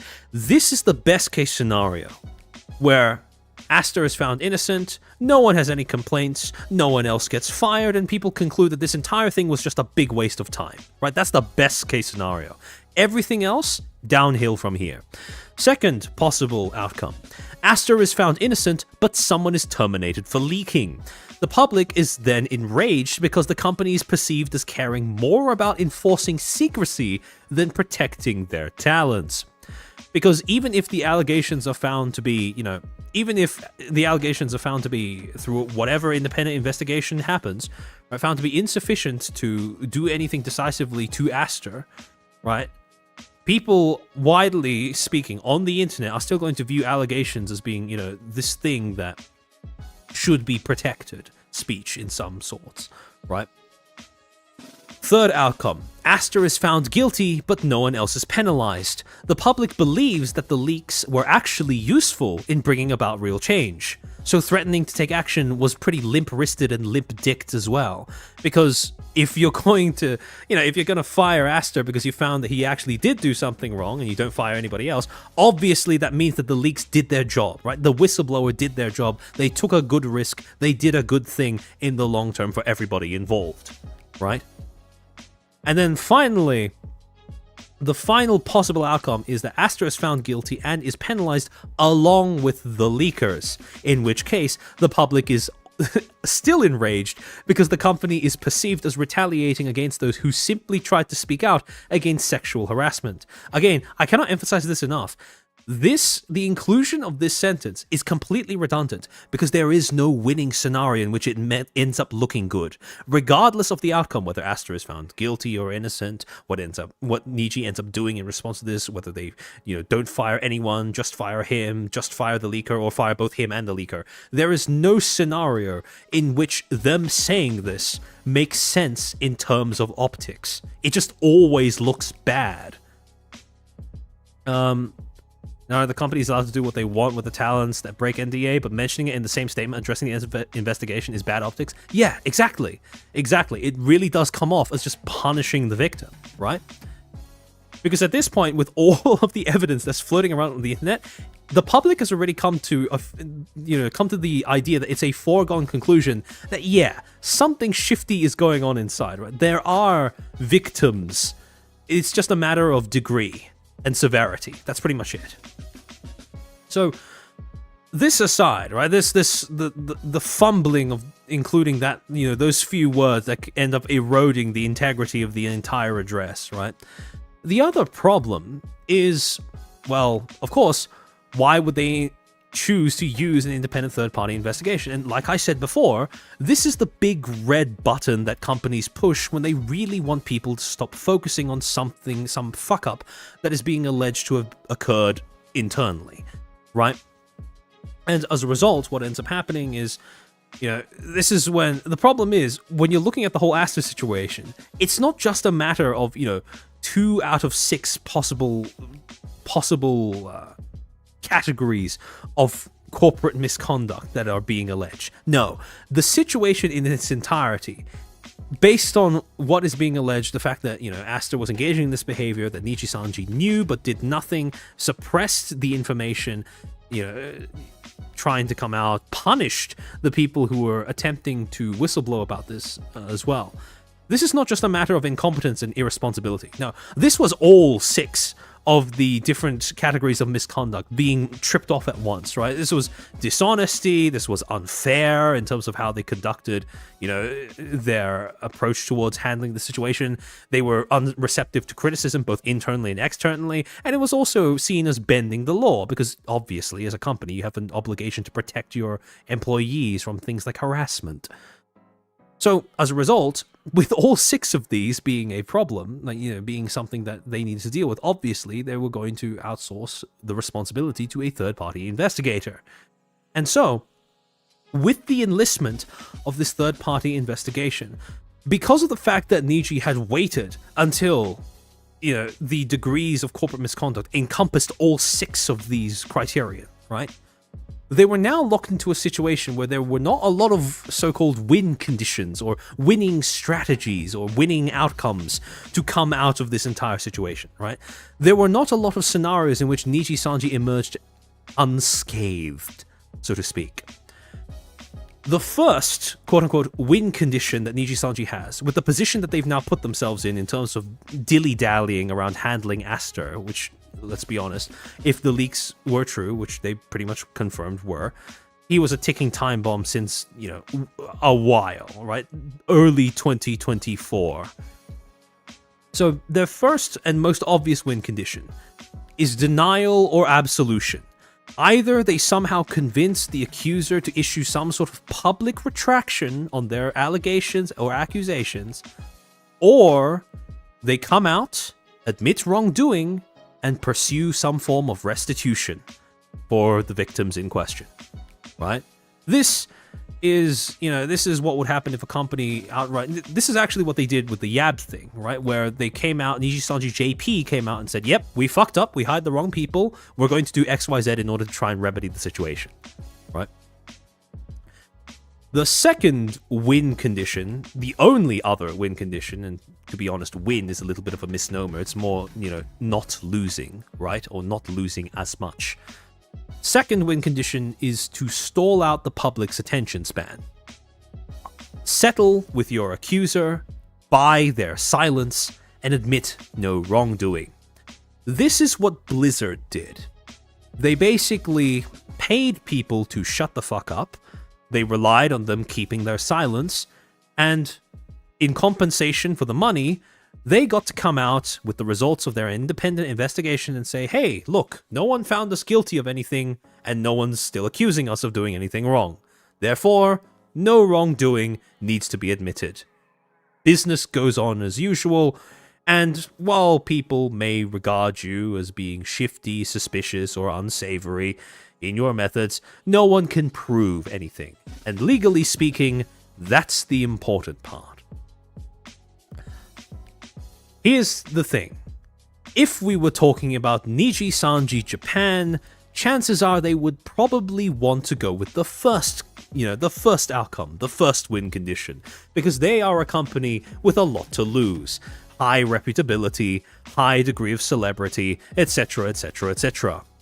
However, when it comes to Nijisanji EN, as we've already established many times over the course of this channel's existence, they do not have a lot to lose. As a result, it's mostly about harm minimization rather than any sort of optics win or anything along those lines. Yeah, it's easier for themselves to distance from a third party than someone within their own company. Exactly. And it also makes, in the event that they are presumably found to be, guilty of no wrongdoing, it makes it seem like more of an impartial judgment, rather than outright the Obama giving himself a medal meme. So when it comes to Niji EN, they don't really have a lot to lose, so obviously, well, quite predictably, they ended up going with the second condition, or at least they tried to go for the second condition. Except, quite presumably, I don't think they paid anyone anything. Because, for a period of 6 months, there was complete and utter radio silence around the entire issue. Between December of 2024 and June of 2025, not a single peep was said by Nijisanji or any of their talents officially from any of their corporate accounts about the situation. It was not acknowledged in the slightest, right? It was just complete and utter silence.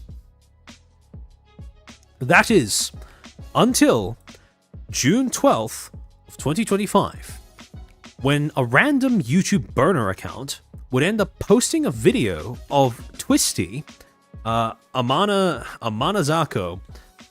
titled Twisty Amanazako, Racist, Sexist, Transphobic, etc. And this was a bunch of snippets of presumably secretly recorded private conversations that Twisty was having with two other people in the middle of what I can only assume, based off of the sound effects in the background, a League of Legends match that they were having together. And this was a video that had quite a few colorful comments that had been stitched together featuring Twisty's voice. Some of the highlights of this colorful compilation include Twisty insulting an Indian viewer named Eric for acting like a creep and speculating that his odor would smell of curry, deriding the latest wave of a Brave Group agency's recruits, commonly speculated to be Globy's Gen 3, or recruiting a talent who had trans rights messages in their PL account's bio, and finally, expressing frustration with Nijisanji's lack of financial or creative support given to their talents, and expressing her disdain for parts of the Nijisanji viewer base, which she describes as quote-unquote underage kids. Now, this was problematic for a number of reasons, but one of the most pertinent ones was because it was an accusation aimed at Twisty's corporate account, and, well, she was suspended at this time, because immediately after Nijisanji said that they were conducting internal investigations, both Aster and Twisty completely disappeared off the face of the earth. So, presumably, because Twisty was, still suspended, there was no way that she could address this using her corporate account, and, well, it's pretty much impossible that Niji would have, even for a company with a history of PR blunders like Niji, it would be pretty blitheringly obvious that they should not allow her to address this via her corporate account either. However, what would then end up happening was the day afterwards, Twisty would end up addressing this video from her personal account, from her, her alt VTuber identity called, Lulu. Quote, "This is something I've been reflecting on long before today. I know not everyone will agree with my decision to post this, but I feel like my fans and the people hurt by my words deserve clarity and an apology." And this tweet would include the following statement. Sorry, give me a second.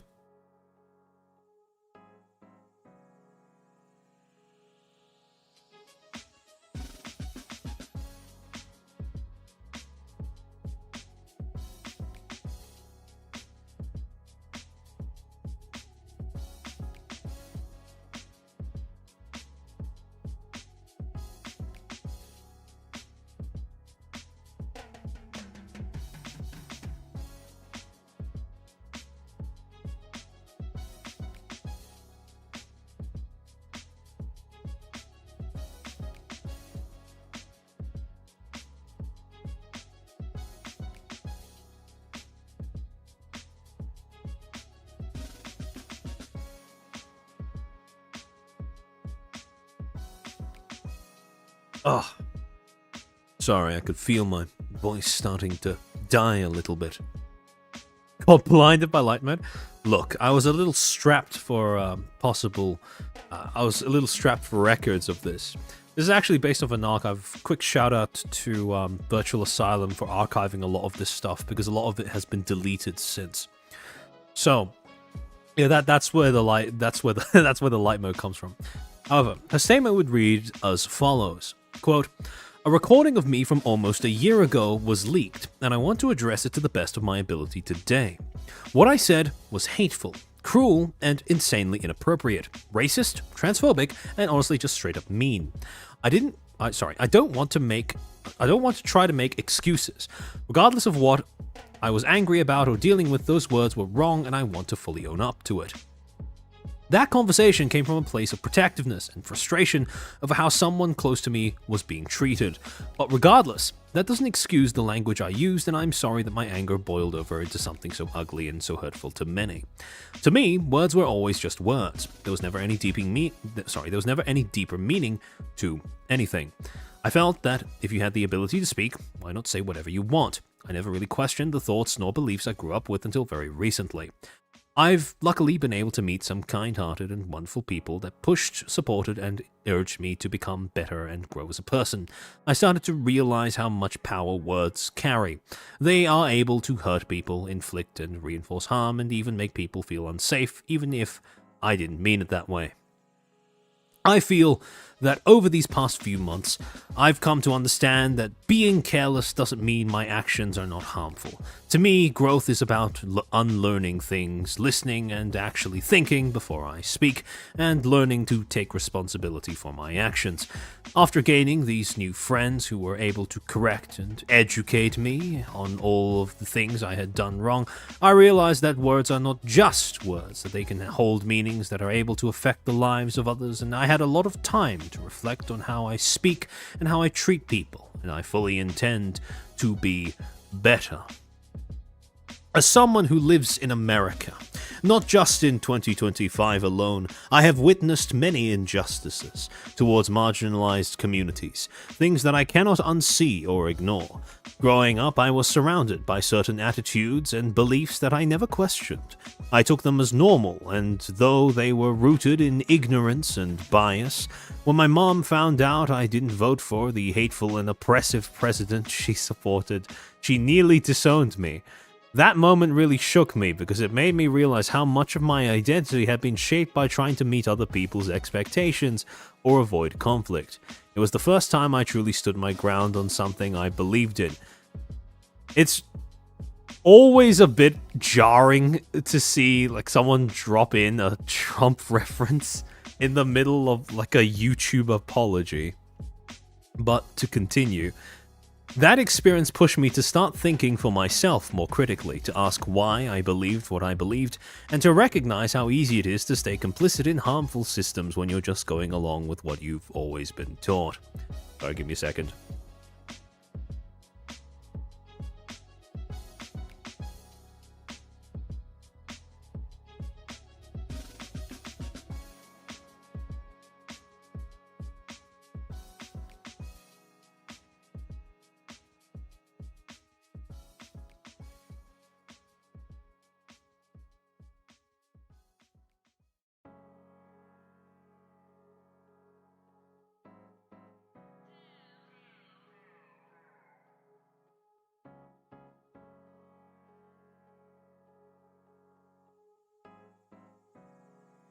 Alright. To go on, but I feel that this past year has been a turning point. With the help of friends who have educated me and shared their experiences, I've started to really understand just how much harm those old ways of thinking cause. I have made the choice to turn away from what I was raised on and to actively unlearn all of the harmful rhetoric. Maybe it was dumb to say because this conversation happened not long ago, but even in the small period since the incident occurred, I do think I have started to grow more as a person. I want to be absolutely 100% clear on this. Despite all of the awful things I've said, I have never truly held those views, and to this day I still do not. The words I used were ignorant and deeply hateful, but I do not believe they represent my actual beliefs or values. Racist, transphobic, violent, or otherwise any type of dehumanizing language has no place in the community I would like to create. Even in moments of frustration or anger, or anything, saying those things was unacceptable, and I am deeply ashamed of myself. I know a lot of people see me as based, or want to put their views and feelings onto me, but that is not the type of person I am. I'm just a girl who wants to stream and have fun with her friends and fans, thinking about cute seals and cute girls. I've never and will never promote that kind of behavior to my fans, and I regret setting a bad example for them. I also want to clarify a few things. I do not hate my fans. What I said was in a moment of burnout and bitterness aimed at the people who spammed me for specific content while not respecting or giving value to me as a person. I let that frustration turn into a generalization, and that's my responsibility. It doesn't make those words okay, and I'm deeply sorry to everyone I hurt by saying them. I have nothing but respect and admiration for artists. I never want to demean anyone's work. The whole conversation that was omitted from the clip, I was talking about how much I wish I could have different model proportions, such as those this artist draws so beautifully. I really have a lot of love and respect for their work and have always been extremely vocal about this. I'm unable to fully clarify the contents of my original statement there, but I want to reiterate that it had absolutely nothing to do with the beyond wonderful art. I'm just a girl, unironically. Yeah, that kind of is what this statement comes off as. Actually, a little bit of a tangent. For a long time, I was of the belief that it was not possible to give men the ick.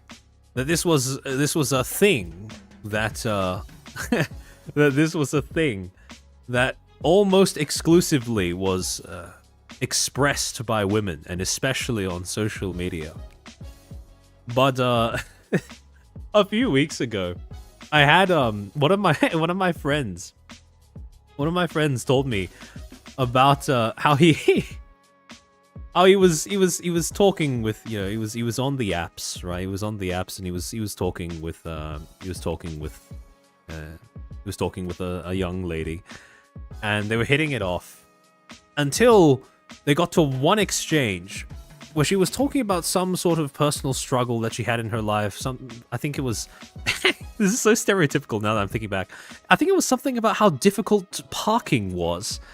And when she was describing how she felt about this, she said in the conversation, "I'm just a girl." And to paraphrase what my friend said to me, I have never so quickly become emotionally flaccid as I did in that moment when I read that message.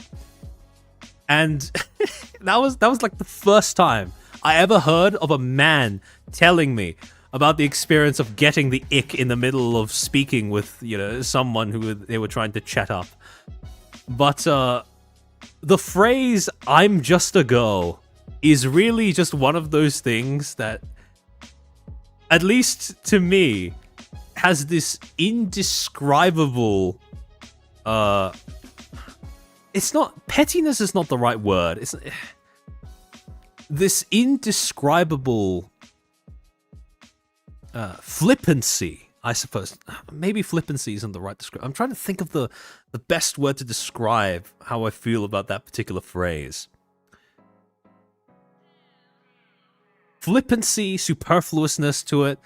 And to be honest, I can kind of understand why that why that would give someone the ick if someone were to use that phrase unironically. It's one of those fascinating TikTok vocal tics that I've seen become more and more widespread over the past like year or so.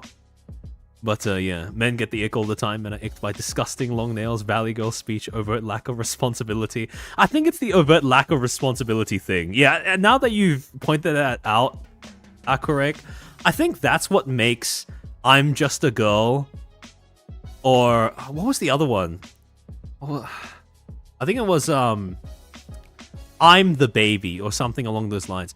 I think it's what makes those two lines so grating.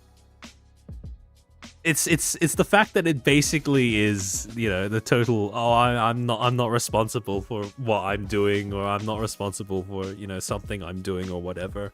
I think that's what makes phrases like, yeah, I think that's what makes phrases like, you know, "I'm just a girl" or "I'm baby" so irritating to some, myself included. I'm not the biggest fan of either of those two phrases. And personally, whenever I see someone use them unironically, if we're talking, you know, if we're talking chatting up, that is, in my opinion, a pretty major red flag. But in any case, to go on, if it's done ironically, it can be funny. Yeah, obviously. But if it's said unironically, then I can understand why that would give someone a bit of an ick, so to speak.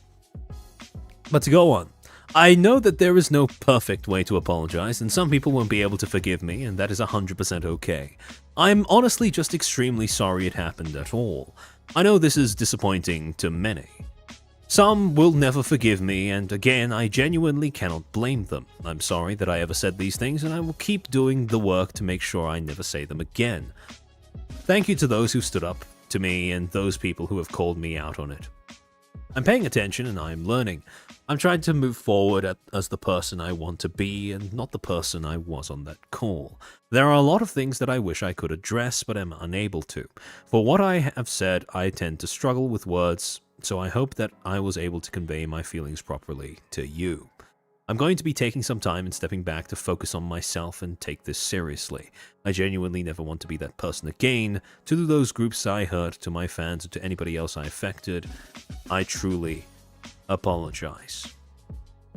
Now, this apology received a little bit of a mixed reaction. Some people took it at face value. Some people were, you know, little apprehensive about taking it seriously based off of just how much it seemed to differ from the tone of the video. Also, the fact that the video was a recording that was done in private, and this is obviously a public statement. There's a little bit of dissonance there. However, this was not all there was to Twisty's response to that leaked video. because the day afterwards, on June 14th, she would then Lulu would then take to her personal YouTube channel and upload a video titled, or live stream a video called My Truth, 32 minutes 50 seconds in total, in which, after the initial portion, around just under the first 10 minutes, addressing the statement, the leaked video, and apologizing again for what she said in it, she would then move on to describing some of the grievances and some of the experiences that she'd had in Nijisanji at the hands of Aster. At 9 minutes 9 seconds, she describes Nijisanji's work culture as toxic, lacking in communication, and an environment where talents are encouraged to drop all other occupations in favor of focusing exclusively on liver activities. At 10 minutes 36 seconds, she then states that in spite of Aster having a long history of behaving in a predatory manner towards his co-workers and other affiliated content creators, especially towards women, no corrective action was ever taken by management. At 12 minutes 10 seconds, she states that in spite of attempting to bring up the topic of Aster's misconduct internally, she was repeatedly told to never, quote, never speak of it or mention it again. At 12 minutes 47, she describes an instance where, in a bid to have the situation be dealt with, she had approached management alongside other talents. She states that they had collectively warned management that the consequences of failing to discipline Aster would come to affect the entire company, but says that ultimately they were collectively ignored as well. At 13 minutes 5 seconds, she states that in November of 2024, she had attempted to forewarn management that private conversations had been leaked to the public. Presumably, this pertains to the conversations that had been leaked by that supposed fan to Salvi and False. In spite of this warning, no actions were taken by management.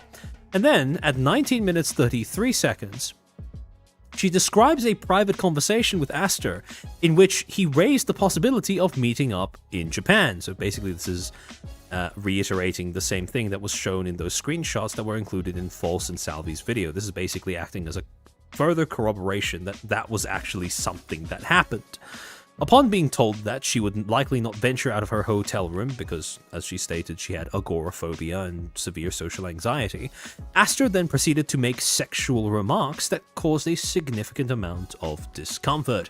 And then at 24 minutes 6 seconds, this is the most pertinent part of the stream in my opinion, she shares an audio clip of her confronting Aster about his prior conduct towards female colleagues.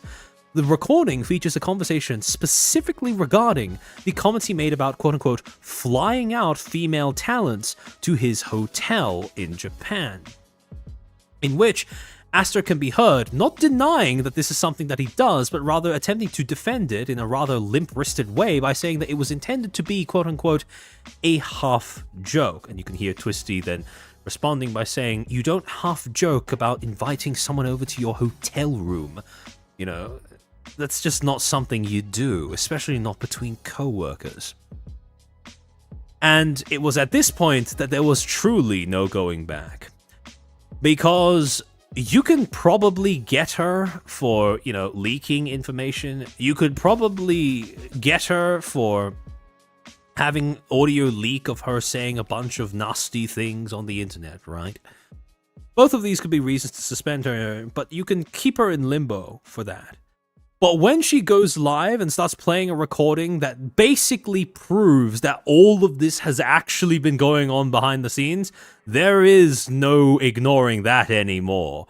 And this would prove to be the case because a week later, on June 21st, 2025, Nijisanji would, for the first time in over 6 months, finally acknowledge the situation or anything about the situation, even if only in a tangential manner, saying, quote, "Announcement regarding Twisty Amanazako's contract termination. Nijisanji EN has terminated its contract with Twisty Amanazako due to confirmed instances of discriminatory speech, which is in direct violation of our contract terms and is not tolerated in our community. We appreciate your continued support as we grow together, and we remain committed to fostering a community built on mutual respect, creativity, and accountability. Thank you for your understanding. Say what you want about Nijisanji's PR strategy, but they are learning. It's adapting. And no more are they going to make the mistake of issuing pages upon pages of supposed grievances that can be scrutinized and ripped into at leisure of multiple other content creators, drama tubers especially. No, now all they do is just a single tweet. Make no mistake, by the way, this is an opportunistic termination. This was Niji seeing a chance to do something and then grabbing it with both hands. This was likely not planned in advance, and you can see that because of the fact that they said that they terminated her for discriminatory speech, which up until a week ago they could not have predicted would happen, right?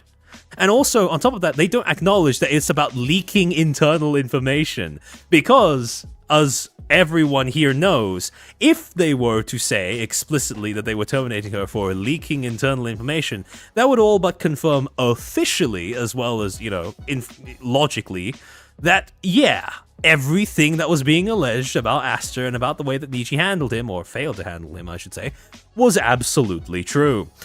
And it would also act as a callback to cause people to once again go back to their earlier statement made in December of 2024 saying, we are going to punish whoever leaked the information. So they were pretty much caught between a rock and a hard place, and they chose the best spot on the hard place with this termination. And then radio silence, again for about another month, before on July 15th, when they would then post a follow-up tweet saying, announcement regarding Aster Arcadia. We hereby inform you that Aster Arcadia will be separating from Nijisanji EN as of July 15th, 2025, and will not resume streaming activities. Please refrain from directly contacting our livers about this matter. Thank you for your understanding.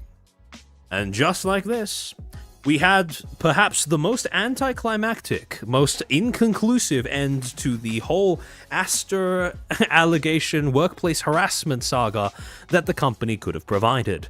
Because not only did they phrase this like an awkward breakup text between two partners who had fallen out of love, but they didn't even confirm if this was supposed to be a termination or a graduation. Forget not using a document that was posted onto Twitter. Not only was this just a tweet, this was just a tweet that didn't even specify the nature of the separation at all. And so, with the end of all of this, right, we start to see, this was basically a confirmation of what was immediately obvious when we read the initial statement made in December. The intention was never to find out what was going on. The intention was never to seriously look at. Whatever the results of that investigation, I truly doubt we will ever know. Because now that both Twisty and Aster are out of the picture, or more accurately, out of the company, Aster is still unfortunately in the picture. Because, not even a full month after he was released from Nijisanji, he attempted to make a comeback as under a new identity called Athea, right? By the way, he briefly attempted to quote-unquote address some of the stuff that was being said about him, but it was pretty much a nothing burger. It was pretty much just a few sentences saying, I know that people have been talking about me, but I hope you guys give me a chance anyways. That was it. That was the extent to which he acknowledged what was being said about him.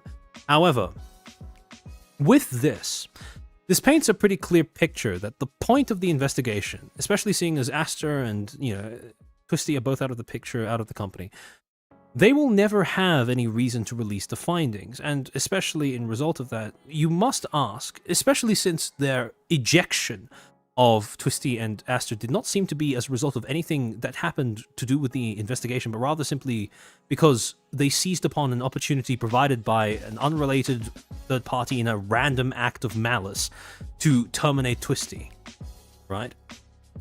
You must wonder, what was the point of that internal investigation? And again, it all circles back to what we were discussing at the beginning of the stream.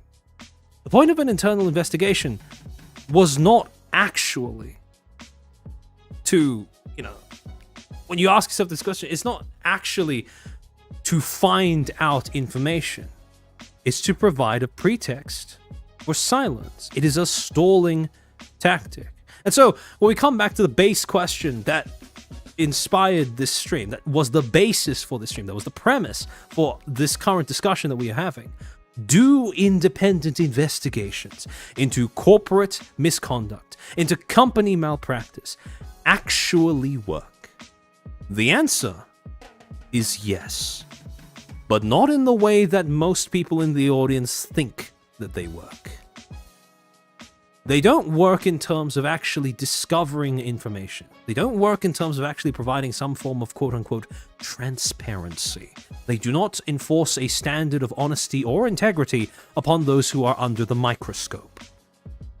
Instead, they are an effective tactic when it comes to just getting people to shut the fuck up. They are a tool that is designed to satisfy the public's desire for information or curiosity, while providing a convenient pretext to throttle the flow of information.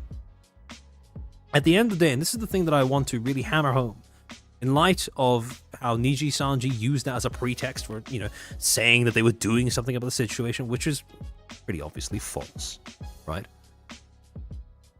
When it comes to evaluating what a company does, what a company says when it's being accused of doing something bad or doing something wrong, very important thing, which this is something I've repeated ad nauseum, ad infinitum on this channel, right? Never, ever trust a corporation not to, 1, protect its own interests, and 2, to act out of anything other than base cynicism. And the problem is, when a corporation announces, we are putting ourselves under investigation, we are retaining a firm in order to investigate us, we will get to the bottom of what we did wrong, right? The problem with that is that trusting independent investigations, trusting that they are, things that possess utility or even integrity, is a premise, a belief that requires you to do both. And in other words, whenever you see a company announce that they are putting themselves under investigation, take that investigation, the findings of that investigation, with a grain of salt. Nothing more, nothing less. Because frankly speaking, doesn't deserve anything more. And it's just a cheap tactic to try and get you to stop paying attention to what's going on. Fundamentally, the company that attempts to use techniques like this, any company that attempts to use techniques like this, they are engaging in a bet. And they are betting against your attention span. See it for what it is. Scrutinize accordingly. Be on your guard. Stay on your toes. And above all, don't fall for the act, because that's all it is. And with that, that's pretty much everything that I wanted to, sort of go over regarding the whole Aster Twisty situation with Niji. Corporations are not human. They're incapable of having morals. When a corporation places itself under investigation, it is always an optics thing. It's never a morality thing. Very important to keep that in mind. And also, in general, independent investigations don't fucking work. Because who ever heard of a company choosing to screw over the people paying for them to continue working there, right? No one's going to act against the interests of those retaining them, let's be honest. Expecting the firm or company that's been required to, expecting the firm that is doing the investigating to have a sense of morality is just as absurd as expecting the company that's being investigated to have a sense of morality. Because at the end of the day, like I keep saying, they're just corporations. They're not human. Zoro J Zephyr, thank you for being a Footstool for 14 months. Can't believe I joined when it's all done. No problem. The VOD's going to be there, and I'm going to be timestamping it sometime tomorrow. Or I should say later today, since it's early morning where I am. Problem with Nijisanji EN's PR strat is they either hide in the hole or they grandstand with an enormous promise, can't read the room. See, the thing is, they now have a PR strategy that is, objectively speaking, far more effective than whatever the fuck they were doing at the beginning of Selengate. Right? Because whereas before, they would continue to feed into the process of scandalization by releasing statements or allowing the towns to release statements that continuously fed into the perceived severity of the situation. Right? They continued shooting themselves in the foot by saying things that were optically horrendous. They've now learned to just shut up.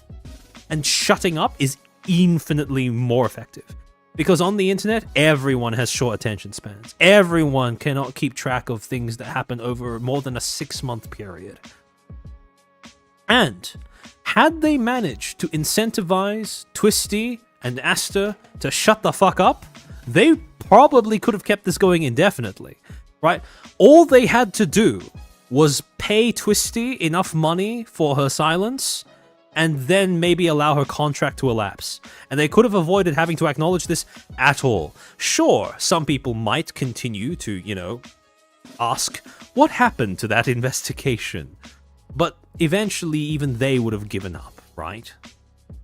However, the problem is they forgot in whatever bureaucratic incompetence is still plaguing EN, they forgot that the whole purpose of using a stalling tactic is to actually do shit in the time that you've created for yourself with your stalling. A window of opportunity must be used.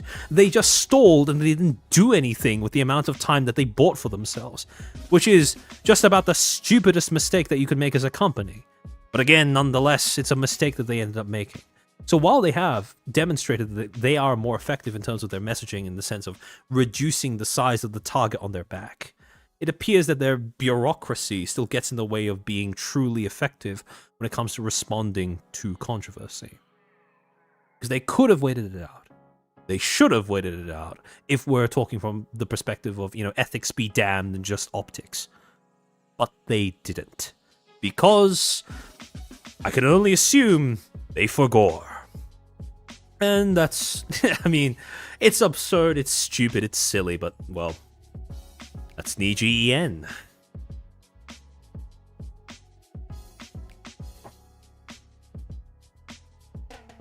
Yeah, they're super cheap. They would never... I don't think they would ever cough up the money to truly make it worth people staying quiet about stuff like that,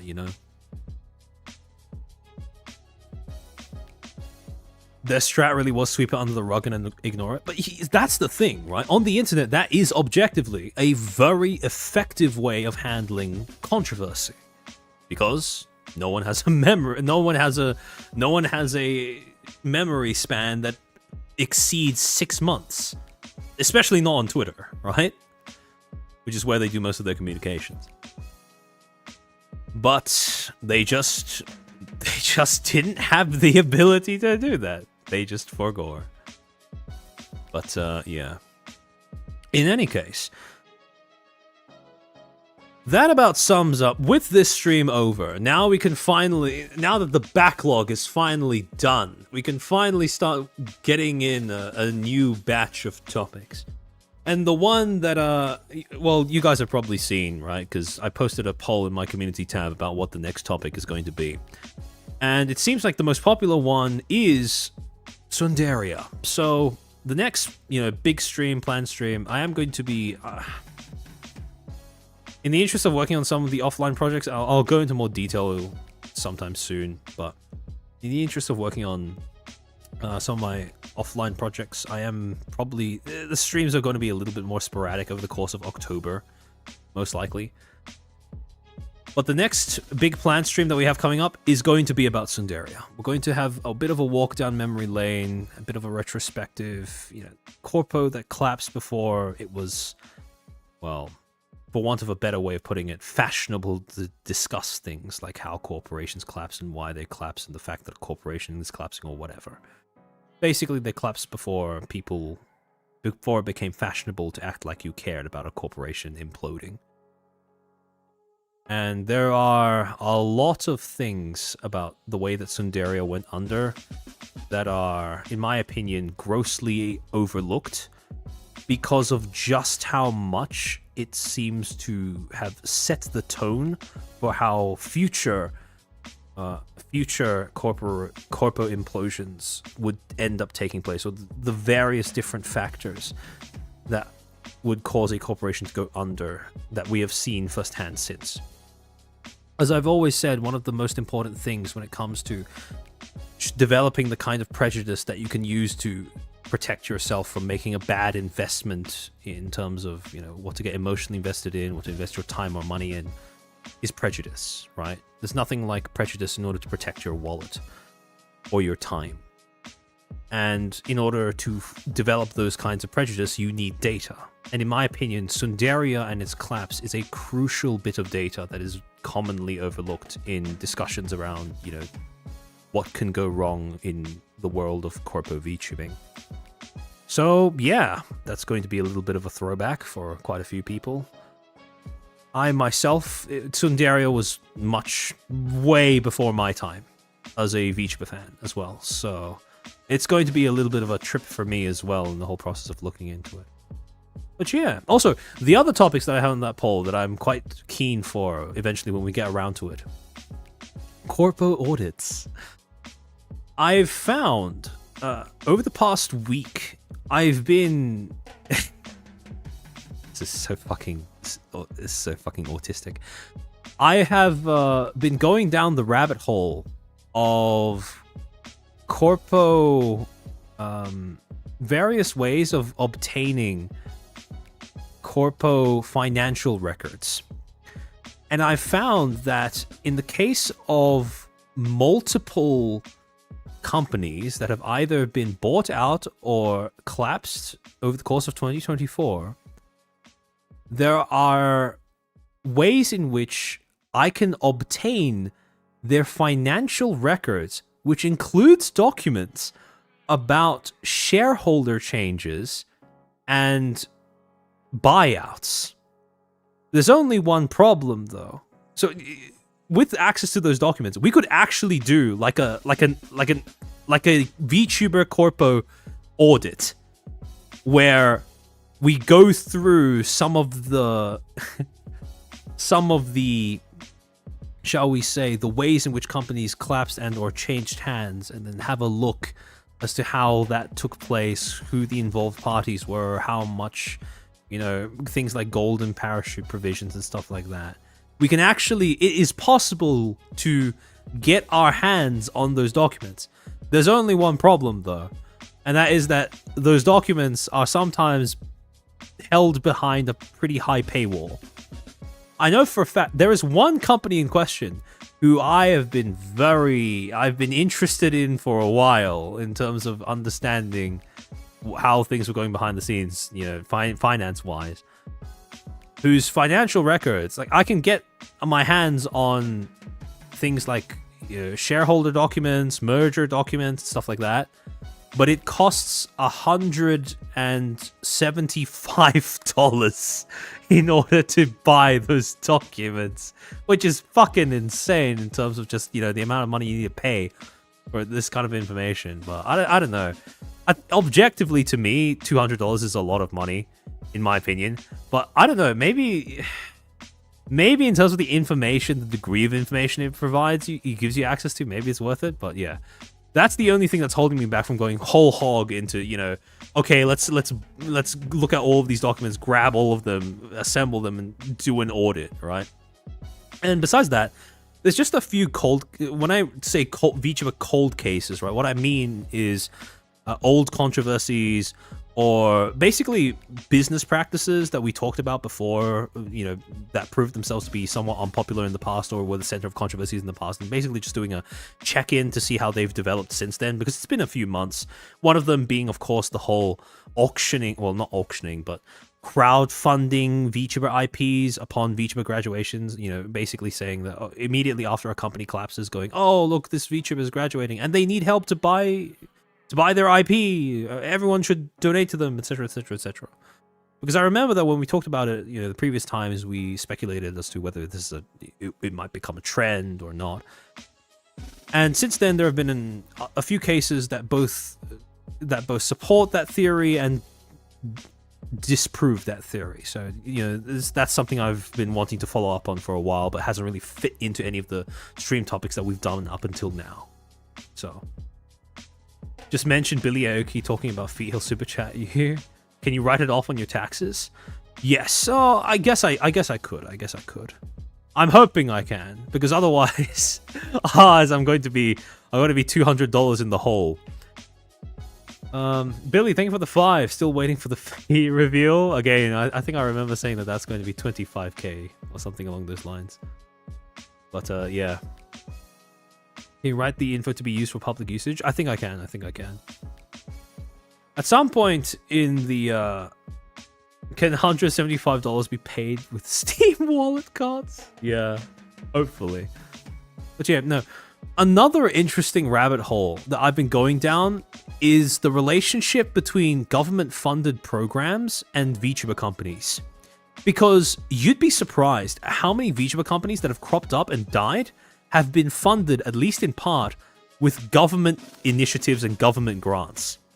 One of them, very infamously, was Idle EN, which almost certainly received some sort of funding from the Israel government as some form of like tech entrepreneurship development initiative or something along those lines.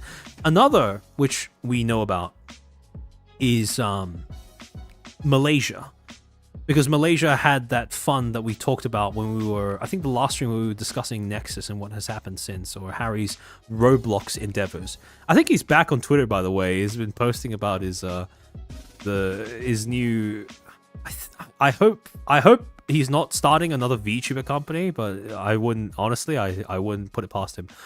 But yeah, I remember that in the last stream when we talked about that. There was a government initiative in Malaysia to try and sponsor the development of more tech-based endeavors, and one of them was Roblox-based marketing. So, yeah.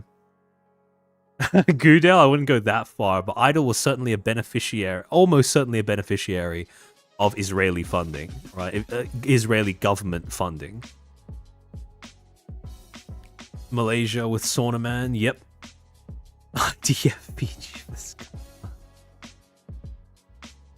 I have heard people speculate that AVL himself was well, I mean, AVL would have almost certainly have had a stint in the IDF, right? Purely because of the fact that he is an Israeli citizen, I would assume. So, not an IDF company, but almost certainly having at least some staff who have served in the IDF, I would assume. Now, what role he occupied is anyone's guess, but I would assume that, right? If you are an Israeli citizen who I would assume grew up there, that you would have served in the IDF at some point. The whole country basically does? Yeah. Isn't Israel one of the countries with mandatory military service? Yeah. I think I remember Keela Klein talking about it at some point in the past. I still find it funny that the only things I can personally remember coming from Nexus are Lulu Lasso and Harry's 5-hour sauna struggle session. Yeah. I mean, in general, you have I have all of the Nexus talents that I still keep up with on Twitter. And also the 5-hour sauna thing, that's more than enough in terms of memes for me to keep up with when it comes to Nexus. That is enough for me to be content with my knowledge of Nexus, to be honest. But yeah, become a soldier, he becomes a soldier, she becomes a soldier, everyone's a soldier. Yeah, pretty much. I can't even think. I think even the first gen girls did that. Yeah. I think it's not out of the question. It's not out of the question, though I don't know for sure. But yeah, hold on, let me switch over to the head horde screen while I look for somebody to raid. So those are the planned streams that I have coming up. I don't want to build up too many expectations, but when one of my offline projects reaches a stage where I feel like it's worth sharing in more detail, I will do that as well, just to give you guys an idea of why the streams are becoming spotty to begin with. But in any case, let me see if I can find somebody to raid.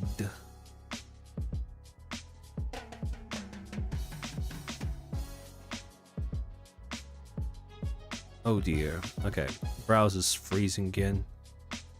It hasn't been 32 hours yet, you're done already? Yeah, like I said, it's a bit of a shorter stream. Also, I don't want to kill my sleep schedule by too much, so... Shit troopers would approve. Anyone have any recommendations for an indie that is streaming at the moment?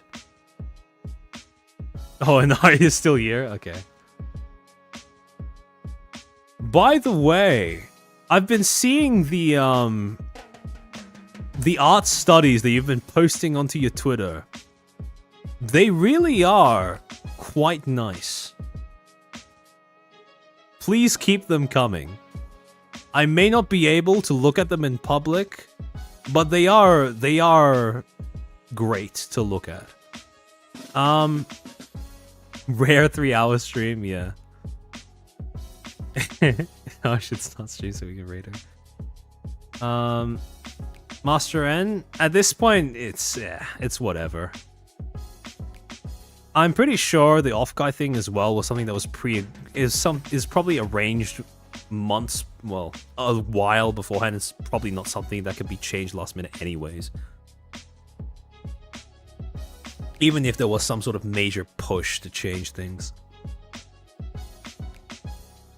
Oh, thank you. I'm working on one right now. Please keep cooking. Please keep cooking. It's good stuff. I highly recommend, by the way, if you guys want some very aesthetic, you know, very pleasing art to look at, feel free to check out Inari's Twitter. Probably best not to raid anyone from, you know, probably best not to raid any ex-Nijis. What I thought too, probably a contractual obligation, yeah. Keen to see how it turns out, You remember Pontiff? Oh yeah, of course. Of course. I saw that he made a clip about you guys blowing up his TTS after the raid. So, yeah. I'm glad that you guys had your fun while behaving yourselves as well.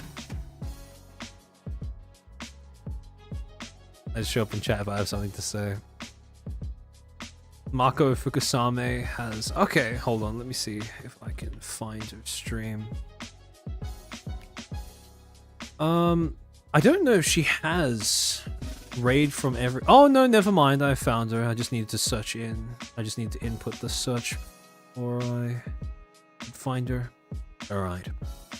Behave? I mean, it looked like you guys were having fun, right? For a second, right, when I first raided in, I checked in a few minutes afterwards, and I got kind of scared, right? Because I thought that I'd done something stupid and raided into yet another waiting room / AFK stream, because I seem to have a talent for doing that.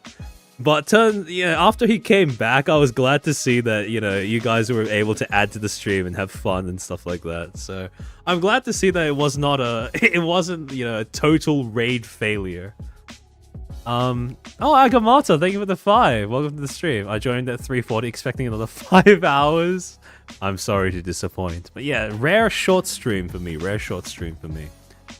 Mostly because this is a topic where a lot of other people have already, you know. A lot of other people have already covered it quite extensively, so there's not really too much for me to add. Just a little bit here and there. But, yeah. Short and sweet. Exactly. Short and sweet. And, yeah. Next stream that I have planned, I'll be announcing soon. It's going to be about Sundaria, for those who only just joined. So if that's something that tickles your fancy... Please keep your eye out on my community tab and my Twitter for the announcement. And yeah, thank you for tuning into this stream. Thank you for giving me your time. Thank you for the generosity for everyone who sent, who gifted memberships or sent the super chat. Yeah, I'll be sending you on to Marco. Behave, have fun, and yeah, Otsu Chair.